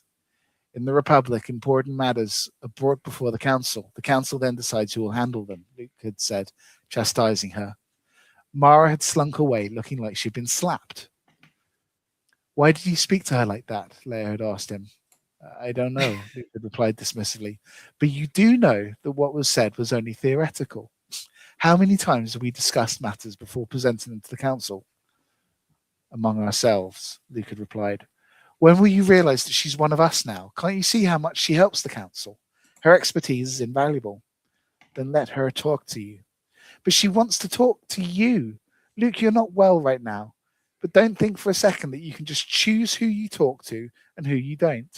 Mara's always given us smart, practical advice. I don't trust her, Luke had declared, ending the conversation. The always kind, always helpful Luke was gone. Now he couldn't even muster a single kind word. Leia could only hope that this strange behaviour would pass along with his recovery. That's why she hadn't visited him in days. She dreamed of seeing him smile and talk again, like he used to. She didn't dare bring up the Jedi training. Since his recovery, she had only once jokingly, in the old tone they used to share, asked when the family Jedi lessons would begin. Luke had stared at her for a long time, then abruptly said, "You already know everything you need to know," and left. As Leia, Luke, and Han entered the council chambers, Mara glanced up, offering Leia a friendly squint before shooting Luke a nervous look. Luke shuddered. What did this woman want from him? Why was she always around? And what had changed so drastically? Not long ago, she had wanted to kill him. What was he supposed to do with her now? This is great. She couldn't possibly expect him to guide her into life here, could she? No, that was ridiculous. Clearly, for some reason, her interest lay with Leia. And then there was that false modesty in her eyes again. Not with him. He wouldn't play along with her charade. Without any effort, he could feel something wasn't right about her. She constantly hovered around Leia, yet there was no love or loyalty in her gaze. What did she want then? A former confidant of the Emperor's? Could such people simply switch sides so easily after their master's death? If there really was an other side, Mara Jade didn't belong here. She belonged in Thrawn's camp, nowhere else. The new arrival sat down and joined in the lively conversation around the table, waiting for Admiral Akbar. In the midst of the laughter and debate, they didn't even notice when Akbar quietly slipped in and took his seat at the head of the table. Republic citizens, Admiral Akbar stood, his voice firm. We have assembled everyone whose counsel we rely on, except Lando, who's currently occupied with the Nogri. Oh yeah, that happened. His tired eyes scanned the room. I hereby open this meeting, he declared before sitting down. Leia raised her hand. Mara Jade wishes to make an announcement today. Before we assess the recent developments, let's hear what she has to say. Go ahead, Mara, she gestured encouragingly toward her. Mara stood. The room tensed in anticipation. They were accustomed to Mara's words bringing change to the Republic. Nervous, Mara glanced at Luke and Leia. She had known they would be here, but hadn't expected how overwhelming their presence would feel in an enclosed space. The presence of a Jedi and a Jedi apprentice made her uneasy, filling her with doubts. She feared they might see through her intentions. Her palms began to sweat, and her face felt drained of colour. This wasn't good. Come on, Mara, start. What you told me was fascinating, Leia prompted, shooting a quick glance at Luke to see if he noticed. Luke's face remained impassive, as if he was still lost in meditation somewhere between sleep and wakefulness. Well, the truth is, Mara began, faltering, I think... Think what? Just say it the way you told me, Leia urged. Suddenly Mara had a brilliant idea. Of course, if Leia told the plan, no one would suspect anything deceitful about it. After all, who would question the words of Princess Leia? I don't know what's come over me. I'm so flustered. If the princess could present it on my behalf, I'd be grateful. Me? Leia stood, surprised by Mara's deference.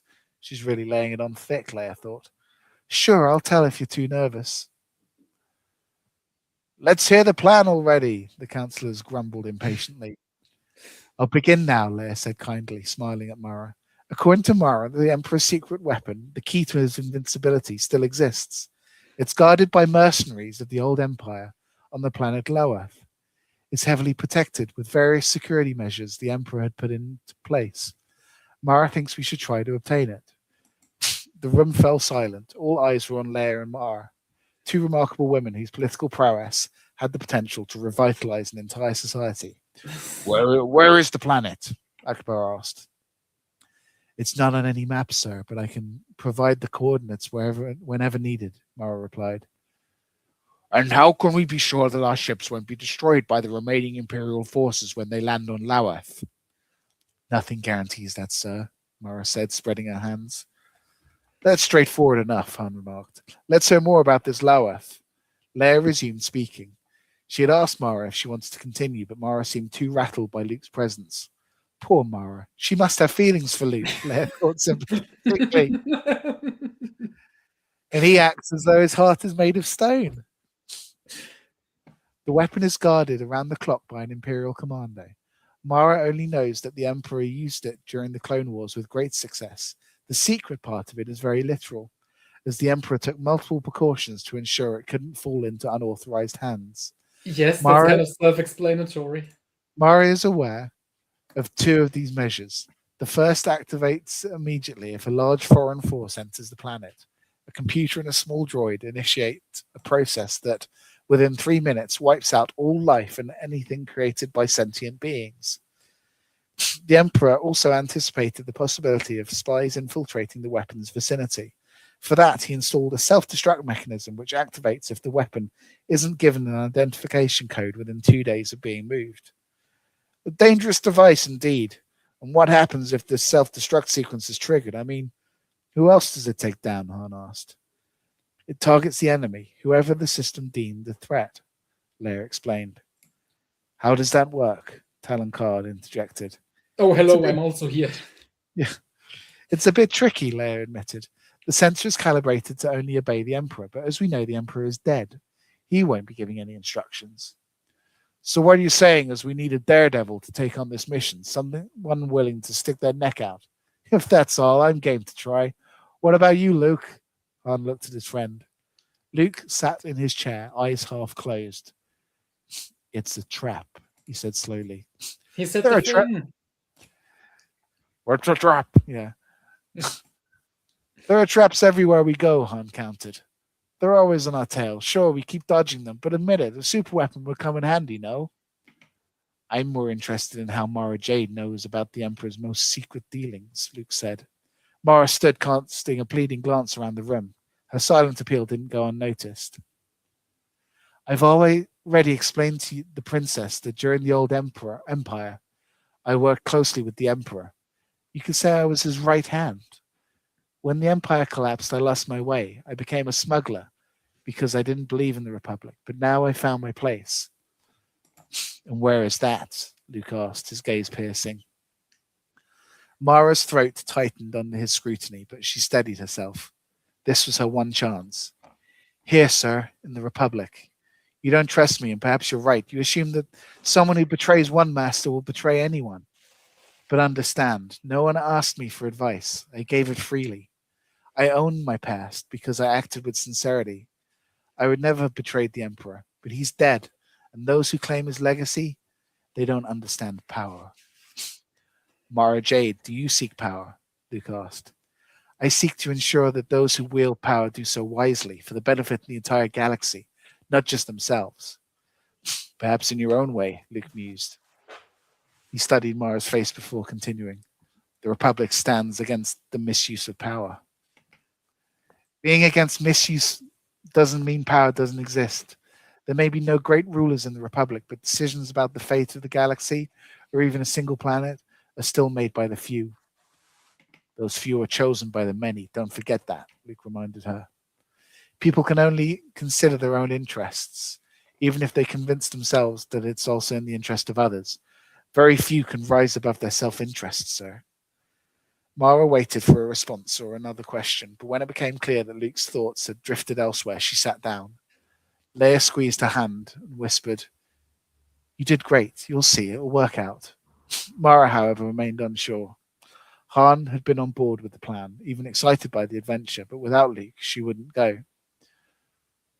Luke tried to recall the unease he had felt when Mara first stood to speak. Why had he sensed something false in the situation?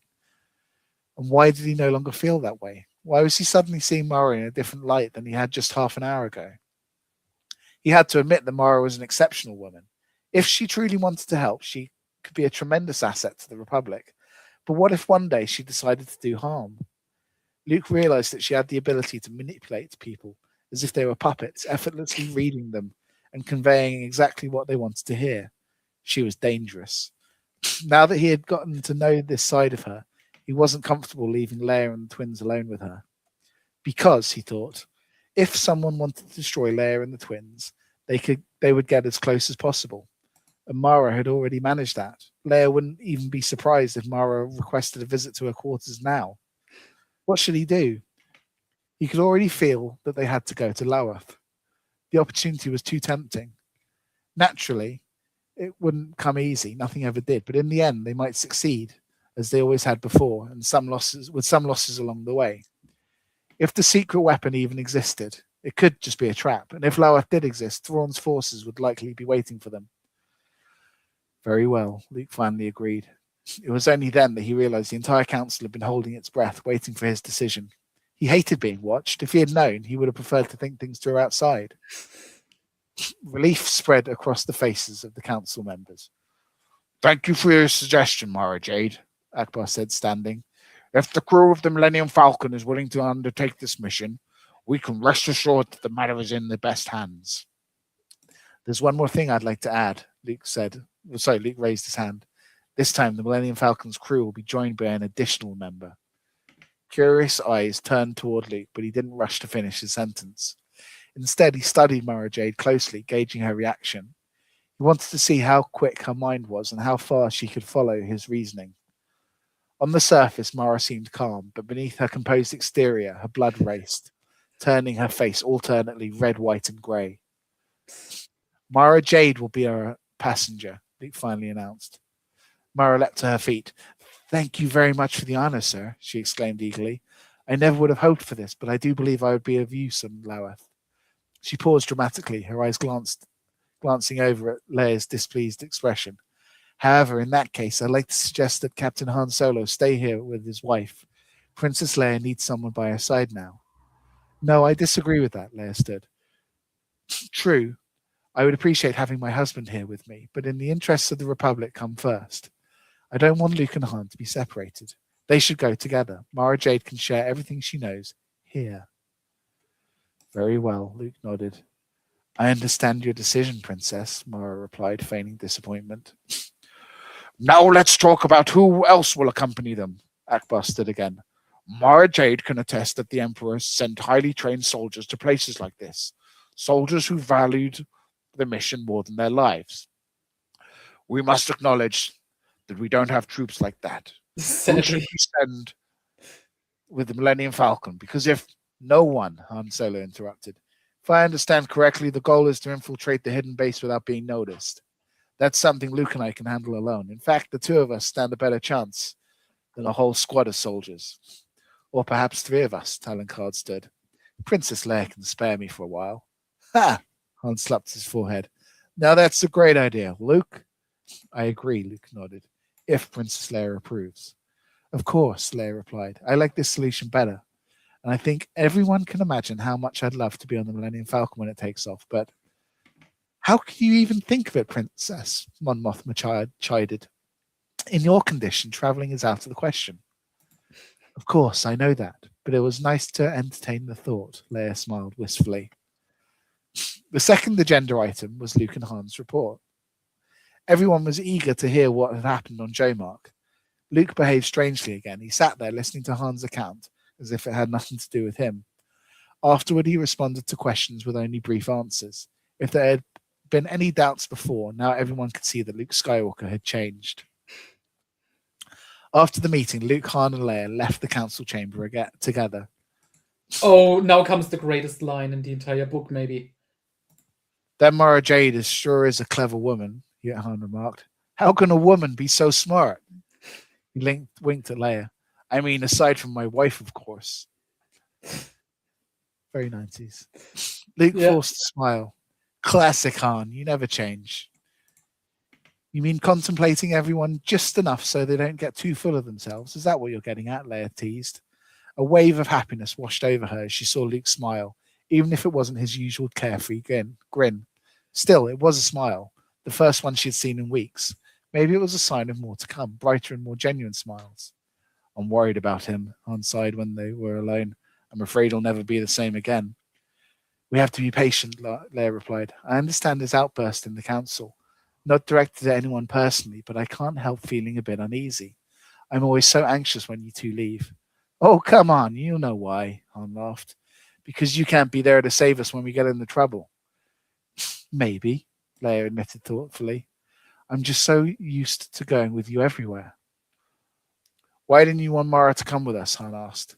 I didn't want Luke to be without you. Right now, he needs you more than ever. Please, Han, don't tease him so much. Okay, I'll be serious, Han promised. I don't know.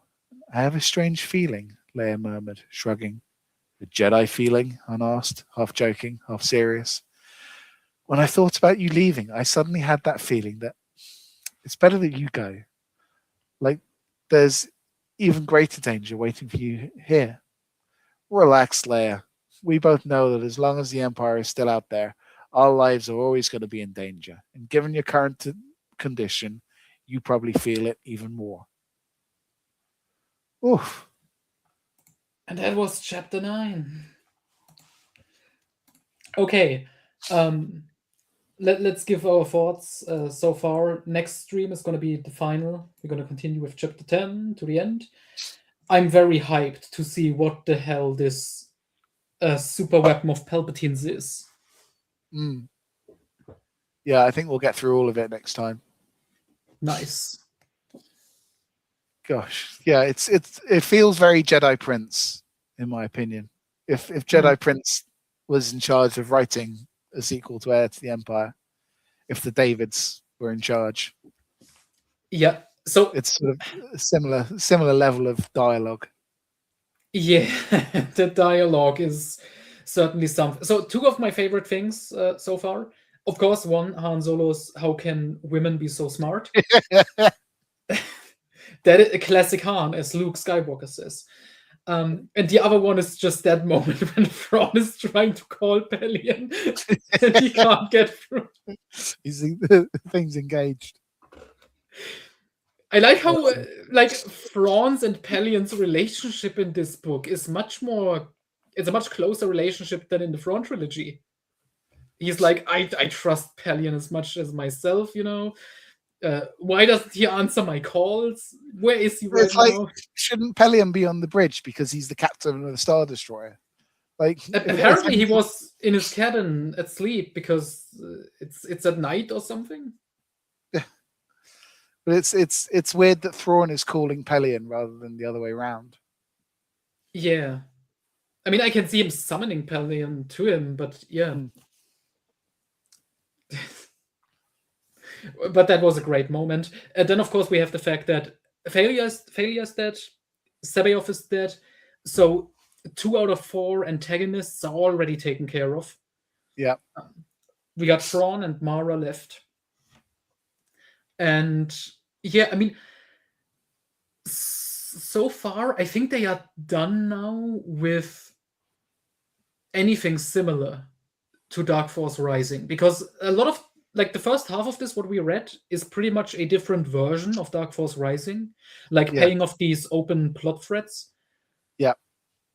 Now it's about the super weapon. Yeah. Now the author brought in his own brand new element into the story.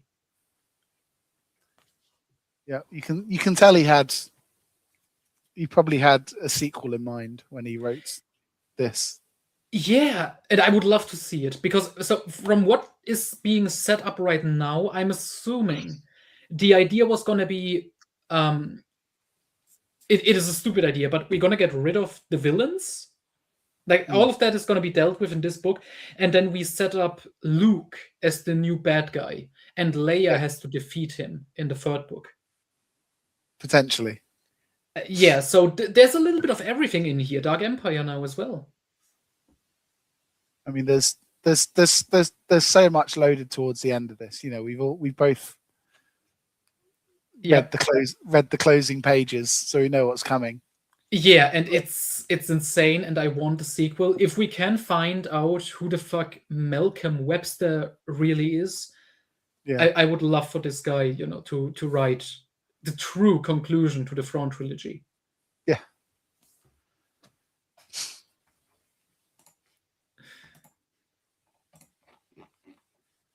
Oh my god, I want to read chapter 10 next time. It looks like... Wait. Okay, there's Lando, but I think... Yeah, there's Thrawn and Pelion also in here. Nice. Wait, hold on. What did I just read? As for the Air Force, yeah. Great. And it's pretty short, yeah. I love how talkative Rook is. Oh yeah, Rook is talking a lot in this. Yeah. And to be fair, all of the dialogue in the book is fantastic, so I'm glad that there is more of it, you know.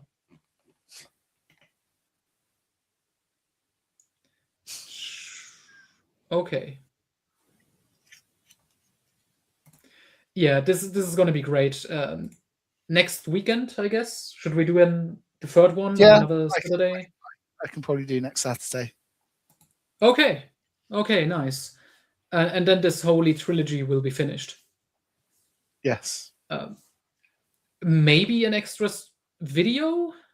You can review it. Reviewing the. I mean, I don't know if that will be necessary. I mean, sure, like a 5-minute review, I guess, would be nice, because not everyone is gonna watch these stupid streams, like 6 hours just to get through Power of the Jedi.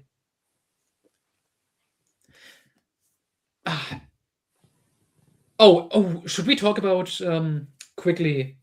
What is it called? Imperial Blood? Oh, the the sequel that's not it's a book that was marketed as if it was a Star Wars book, but it's not a Star Wars book. But it is written by Dale Avery. But it is written by the guy who wrote the Han Solo, well, the Imperial Agent trilogy, or whatever we would call it. Yeah. So I would be curious reading that, if we can get our hands on the Hungarian original text somehow. Yeah. It's. But I think it was just I think it's it says Star Wars on the cover, but I think it means to say from the maker of from the writer of the Star Wars novels. No. The way I researched it on the German Jedipedia, they have an article about the Hungarian publisher Valhalla. It's very detailed, and apparently I've read that. Yes, and exactly, and apparently that book, Imperial Blood, is a completely original science fiction novel set in its own world. Yeah, but they put the Star Wars title on it and claim it's a Star Wars novel, but there's no Jedi or lightsabers or anything in there, and no characters. But they claim, oh, it's a Star Wars novel because it's written by Dale Avery. I did this with ChatGPT. I told it to translate the cover, and I don't think I think it was I don't think it was literally trying to pass it off as a Star Wars novel. Well, it did have the Star Wars logo big on it on the cover, but then it also said from the author of the Han Solo books. Yes. Like that part I can see just big, from the author of the Han Solo books, so people would think it, but the Star Wars logo is on it very big. Like it is clearly the intention to market this. Yeah, so what I found out the cover says Star Wars, obviously, by the author of the Han Solo novels, Dale Avery, new novel Imperial Blood. That's what it says. So it's So yeah, maybe you're right. Maybe it is advertising itself as Star Wars. Exactly, and I would love to read it for context, and also just because I like Dale Avery. Yeah, you like to read it unironically. Yeah, and I mean it's an original sci-fi novel. You know that can be fun. Yeah. Yeah. We need to get our hands on that. And unrelated, but just because it's another foreign language thing, the Russian Predator-free novel. Yes, you're excited by that. Yes, I would like a translation of that, because apparently it brings together Arnie's character and Danny Glover from Predator and Predator 2 for a big climactic final to the trilogy, and that sounds very fun. Yes. Yeah, that is something I really look forward to reading in its entirety when we get around to it. I also love all of these like English sounding names these authors choose, like Predator Free, written by Arthur Quarry. Probably not the real name. Oh yeah, we have the real name, but it's just funny. Yeah. Okay, so thanks everybody for watching. I hope Papa Wedge writes another Bible under this in the comments. Yeah, was fun. Was very fun. Yes, I'm exhausted though. Yes, last time I was reading this on my own last time, and it nearly killed me. Yeah, that will wipe you out. We got further because your first stream was like 3 hours long, and you got like 28 pages in.